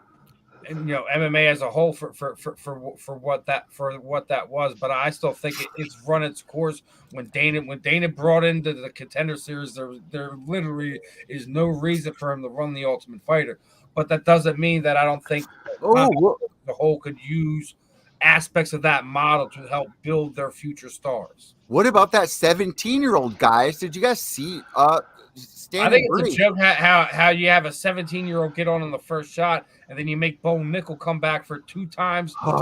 In that, granted, the kid's a freaking animal's already taken his first fight in the UFC against a highly touted guy. But it's one of these things is your model's broken when you can just sit there and pick. Just look at Carrie's face. Like, she looks so upset about it too. We're all so upset. I mean, like, I get it. You want the younger guys to go in there, but yeah, when some of these guys that are going through it the way they don't want to sit there in the Ultimate Fighter, they would rather go through the Contender Series now because you don't have to go in the freaking house and do just that and the third. Yeah. And basically become a hermit for 6 months because of this. That you can't say anything happened. You can't take a fight. There's a whole bunch of things that goes into it when contracts. you do that contract for the Ultimate Fighter. 15 and 15, I think. Helen talked about it when we had her on a few weeks ago. It's not a good look. But like I said, it's one of these things where I think other aspects of that can be taken advantage for. Boxing, bare knuckle boxing, whatever. They try to do. I think Oscar De La Hoya did try to run like some type of. And he didn't even know the fighters' names, man. Like, well, that's because Oscar's a hot Mex. He's a name that boxing is kind of. I've had nights like that too, though. Hey, Bree, I gotta ask, what are you thinking about right now? What's going through your head? Please tell me what's going through your head right now. I don't know. So I'm just listening. What do you think? You think there should be some type of I know annual what she's thinking. For boxing to kind of have their own version of the Ultimate Fighter. She's saying, what a bunch of deviants. No, that sounds cool. I mean, whatever to build the sport up. Yeah, I think we just need more opportunities for sure. Thank you, Bree, can I say something to you really quick? Every time you chime in, it is so intelligent. This is why I want to reshare that video that I made for you. I spent a lot of time on it, and I really think you can't say that about black women because it's offensive. I can't say that. Dan's getting his drink one now. Wait, I can't say. You can't keep complimenting how articulate I am because it's offensive. He's lightly flirting with you. Oh, I got my girlfriend right here. And the rat. It can be offensive. Like, I don't know. I get that all the time. I'm saying, I think you're mixing up because people want us to start talking more about fighting, and I kind of fool around a lot. And Steve wants me to talk more about fighting. And when you talk more about fighting, and that's what I'm trying to say. I have a little bit of autism. I have Bree. I have a little bit of autism. I'm sorry. No, you're not. No, it's real. You cannot say you speak well. Right? And when I say I have a little autism, I eat a lot. Now, Stan, I got to ask you a question, man. Did you happen to catch this past weekend's BKFC with what Big Ben Rothwell did in his debut? I didn't because I was actually working nights last weekend. But I've seen some Facebook stories. But I mean, he's a beast. Yeah, you think he's put that division on notice? That was kind of my overall. Massively. But the problem he's got now for me is finding someone else after seeing what he's done. Is finding someone else to fight him now. Well, I don't think anyone's gonna be scared to fight him. But I agree with you're saying. After a handful of fights, I think that's what you're gonna sit there and say. He's gonna wind up winning that belt. He'll probably defend it one or two times, and be like, "All right, what's next? Who's next?" It's gonna be like the Bill Goldberg problem that he ran in the right. Like who's gonna stop this guy? Well, see, that's what happens with fighting and how we lose momentum in fans when you kind of dry out a fighter like that. Like everyone should fight each other. No. Don't get me wrong. I agree. And if they sent me a big enough paycheck, I'd come over and fight the fucker. But to find someone willing just to do it, because it's only like his first, second fight, they're not going to match him with a 20-fight veteran. Mm-hmm. It's going to be someone along them lines. But obviously, he's got combat experience from MMA as well. And I mean, I like watching him in the MMA in the UFC. I just think you're going to struggle to find people willing, without having to pay over the odds. Yeah. I think they're going to find people willing to fight him at that same sort of record level. Yeah. I'm not disagreeing with you. I'm kind of just like, I hate that kind of about boxing. I mean, no, totally. I mean, but like I say, send me a big check and I'll get on the plane. Yeah, that's the thing. Like you're looking at it with a lot of these things, like where you look at some of these divisions.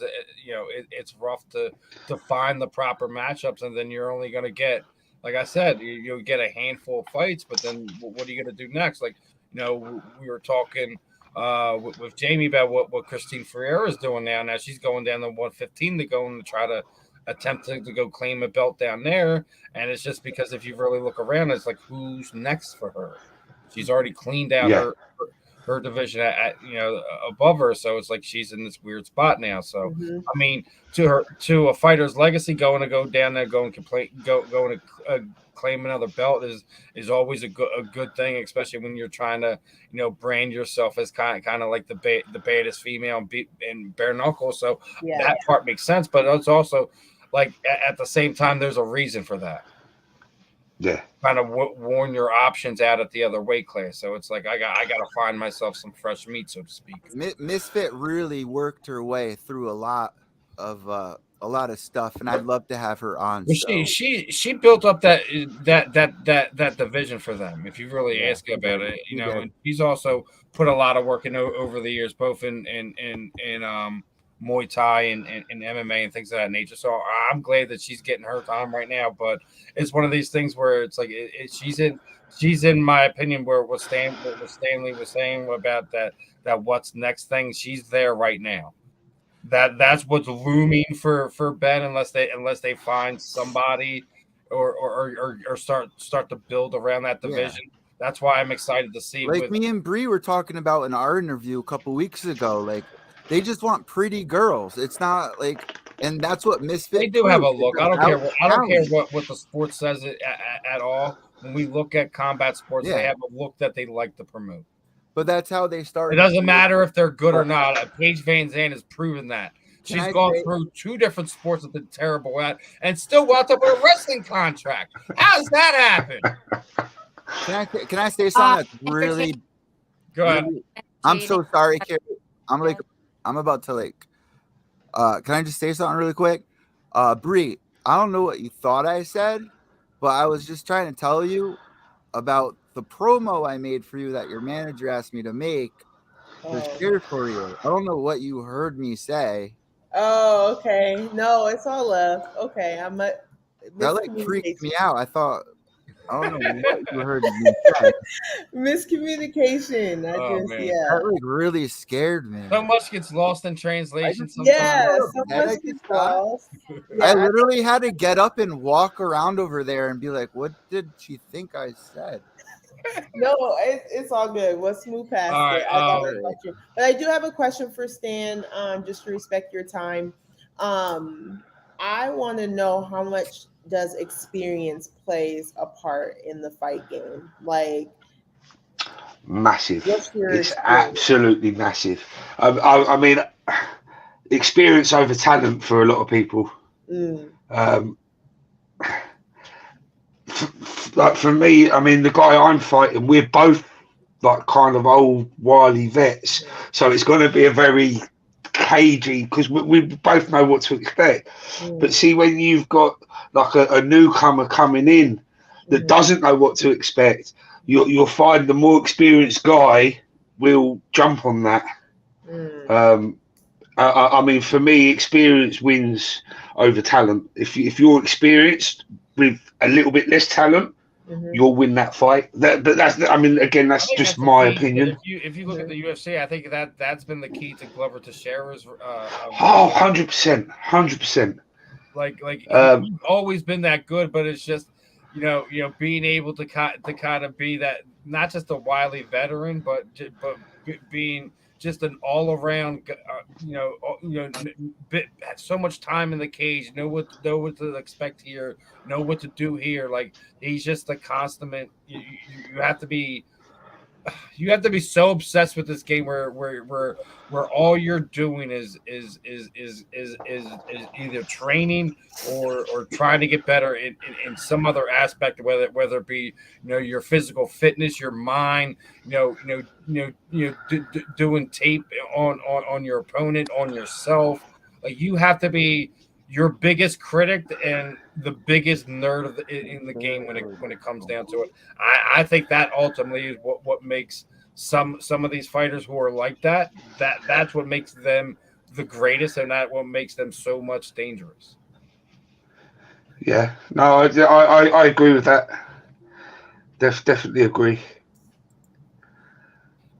What do you got anything else, Brett, before we move on to Carrie and then we get ready to let Stanlee go? Nope. Carrie. Yeah, I want to know, Stanlee, you have a huge personality. I love it. I love your look. What are you going to look like on fight night? You have a humongous, beautiful beard, right? Yeah. Right, he's like mine, look a little baby one. So I know that it's long. It was like maybe any plans to braid it back with some corners. No, so with me, you get what you see. I look like a homeless man. That's what I'll look like on fight night. So yeah, but yeah, it's getting there. I shaved it off about 3 years ago for charity, and because it used to be a lot longer. How long did it take you to grow that out? So this is 2 years. I mean, I've trimmed the sides, but the length is about 2 years. Very cool. People Now, don't. I'm gonna have one more before I let you go. And get ready to put a bow on this thing. Hold on, I just gotta pee, guys. I'm sorry. Go ahead, dude. You have to tell us that.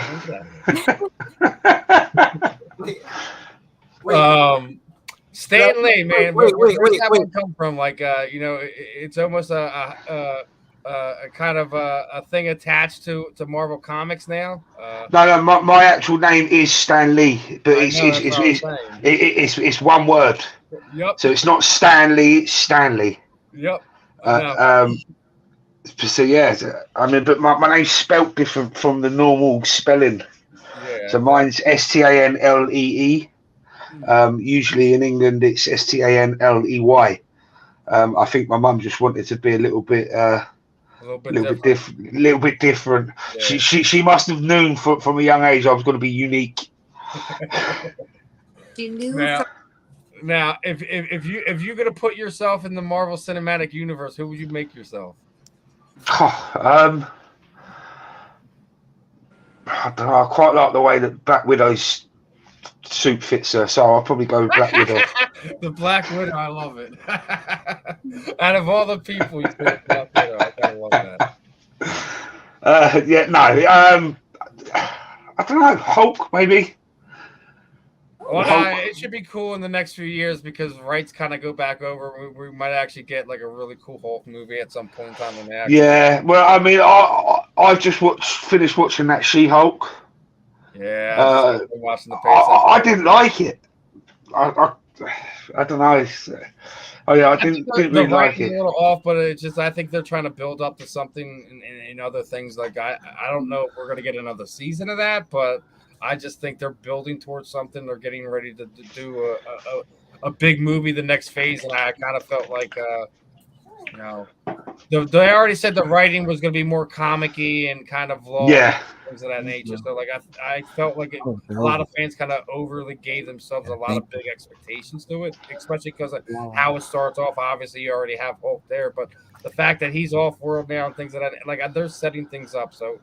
You're gonna have quite possibly to relax and temper themselves. Yeah. Same thing with the fight game. We always want every fight to be fight of the night and knockout and this, that, and the third. Relax. Not every fight's gonna be the greatest thing in the world. I mean, granted, I know when you and Jody get in there, you've already made it clear. You guys are gonna get in there and get after it, right? Do you know that the best thing is, right? I mean, I've had. Throughout the different combat sports, I've had 30 odd fights. I've never once had this much connection with a guy that I'm about to fight with. I mean, me and Jody, we're having some cool back and forth on. Well, I mean, I was actually speaking to Jody. It was tonight over here. Probably morning for you. But he's already invited me down to his house next summer to take my kids down there to go surfing and things like that. Fight game is real funny, man. You're either really close or you're really hateful towards each other. Do you know what? I've never once been hateful towards any of my opponents. I don't know them well enough to hate them. I can hate them for 10 minutes while we're fighting, but other than that, I can't badmouth any of them because I don't know them well enough to do it. Yeah. Well, Stanlee, I really appreciate the time. What I typically do at the end is kind of throw the microphone over you. Anyone would like to thank, training partners, teammates, shoot out your social media sites, any sponsors you might have, anything you're doing outside of combat sports you want to let the people know. The time is yours, my friend. And thank you, too. No, guys, honestly, thanks for having me. So this fight for me is being dedicated to a friend that passed away at Christmas. So I'd like to just say to Billy Traynor and all his family, next Sunday is for yous. I'm going to go out. I'm going to leave everything there. I'm going to have Billy with me. I'd also like to thank all of my sponsors, because without you guys, I can't do what I do. So that is, I've got a big list, guys. Sorry, bear with me. Munty's Maintenance, Colin Munt. I've got Lee Clark from Clark Cladding, Billy Thompson from Bright Sparks Electrics, Gordon Running from GR Running Plumbing, RPS Rail Planning Solutions, Nick Page at Gutter Clean, Jason Morris at JMC Constructions. Thank you guys for helping me do what I like to do. And most of all, I'd like to say thanks to my wife for putting up with my shit.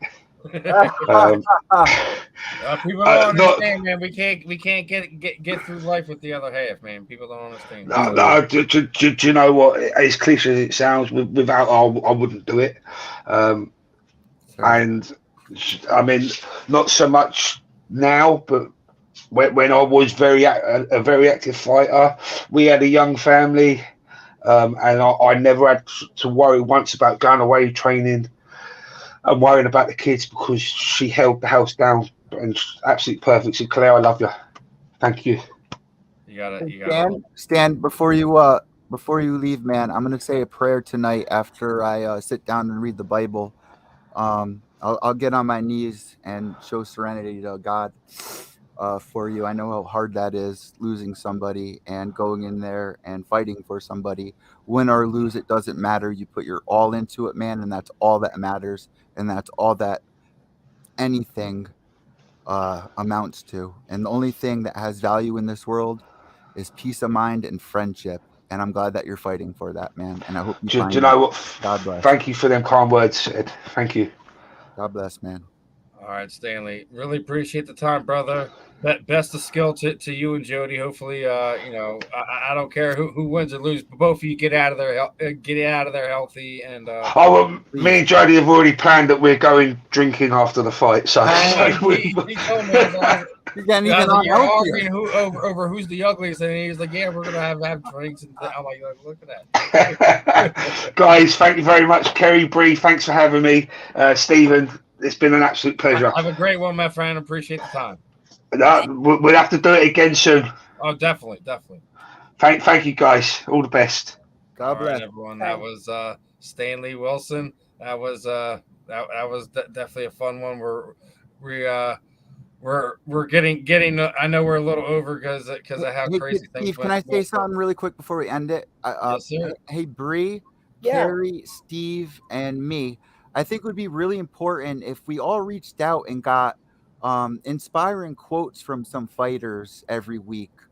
And Bree, do you have any inspiring quotes that have inspired you throughout your fight career? We can start with this one. Ed, you're putting me on a spot, bro. Well, you put me on the spot with that one. Bree, I'm having a really hard time mentally right now. We all need a kick in the ass. You need two. I know. What would you say to your daughter right now if she needed your help mentally? What's your message to our listeners that may have a hard time right now and tune in for entertainment and want to follow in your footsteps and the fighter footsteps? Do you have any words of inspiration for them? Me. Yeah, I like that. He's putting you on the spot again. Okay. Okay, I have a son. Am I really? No, I have a son. I've been doing this since I was 7. Come on. I would say to anyone struggling mentally or physically or spiritually, just to know that you can fight through it. Just trust God, and God can deliver you from anything, any situation. Remember your why, your purpose, why you're doing what you're doing, and you'll be happier and healthier if you have a goal that you're trying to achieve. And also remember that surrounding yourself by positive people, positive entities, positive things really, really help your vibrations and help you move forward through life. If you're around depressed people, you're going to be depressed. If you're around unhealthy people, you're going to be unhealthy. So just realizing that, removing yourself, and having faith that God will lead your next steps. Thank you, Bree. For our listeners out there that don't know, I almost actually died last week. So What? thank you for everyone that These reached out. freaking doctors putting them on these medicines and not knowing things of that nature, man. Is freaking Eddie's freaking feet look like freaking. He was like two stages away from Yeah, death. my mind's not right now. So thank you, Bree. I'll re-listen to that. It means a Yeah, lot. definitely. I'll keep you in my prayers as well. And I hope you don't think I said I made a porno of you. I made a promo of No. you. Yeah. You were talking about Eddie. What you were trying to say is you were so excited because every time Bree speaks, knowledgeable about everything she speaks about, and that's what I'm trying to say because I heard it, but I know the miscommunication exactly where that went. What So did you think I said? So I feel better now because I'm freaking out right now. no, I caught you. I'm gluing this together. Oh I'm man. No, crying you're right good. now. You're I'm good. literally Okay. crying. Am I right on that? No, you're good. I thought, you said something else and, We're but good. you did. All right. It's all good. All right. Well, Sorry. I'm around. You made I'm a fucking boxer. you just made a demon cry. So you must be heavenly. You must The be part heavenly. you gotta stop calling yourself a demon. So let's start there. Hey, my name's Eddie Valeco. Evil. E for Eddie, VIL for Valeco. But my show's, Yeah.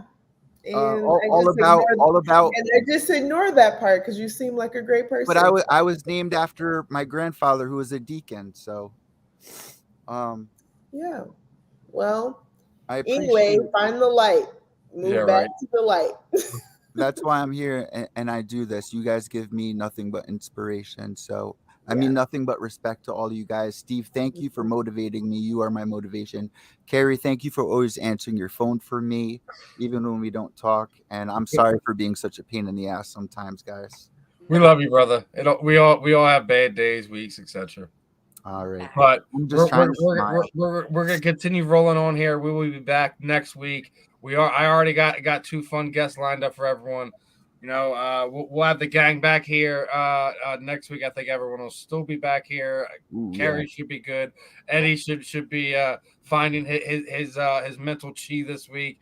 And like I said, we already got two fun one lined up for you. I'm not gonna let you know. I'm not gonna spoil it this week. Possible charity and we won't give too much away. But no. Good things. This time. But guys, please make sure you're following us on all your social media platforms: Facebook, Instagram, Twitter. Make sure you're checking out the YouTube channels, both Belly Up Sports and the Combat Deviants. Eddie will make sure you get everything up on that. Dude, I need to find tissues first. And we still got we're gonna get the audio loaded up as well. So everyone who's tuning in, no matter if you're listening to us live, if you're checking out the replays, if you're checking out the audio version, we appreciate the love from everybody. Top 20 on Apple iTunes, guys. Yeah, there you go. We'll be back next week. Eddie, put a bow on this. We're done, brother. All right. Love you guys. We'll talk to you soon. Okay, bye. All right, bye everybody. And here it comes. Like Steve said, guys, make sure to subscribe down below, Belly Up Sports, and we'll be having all the highlights for this over at Combat Deviants. So go subscribe over there. It's been a great show, and we will be seeing you guys next week.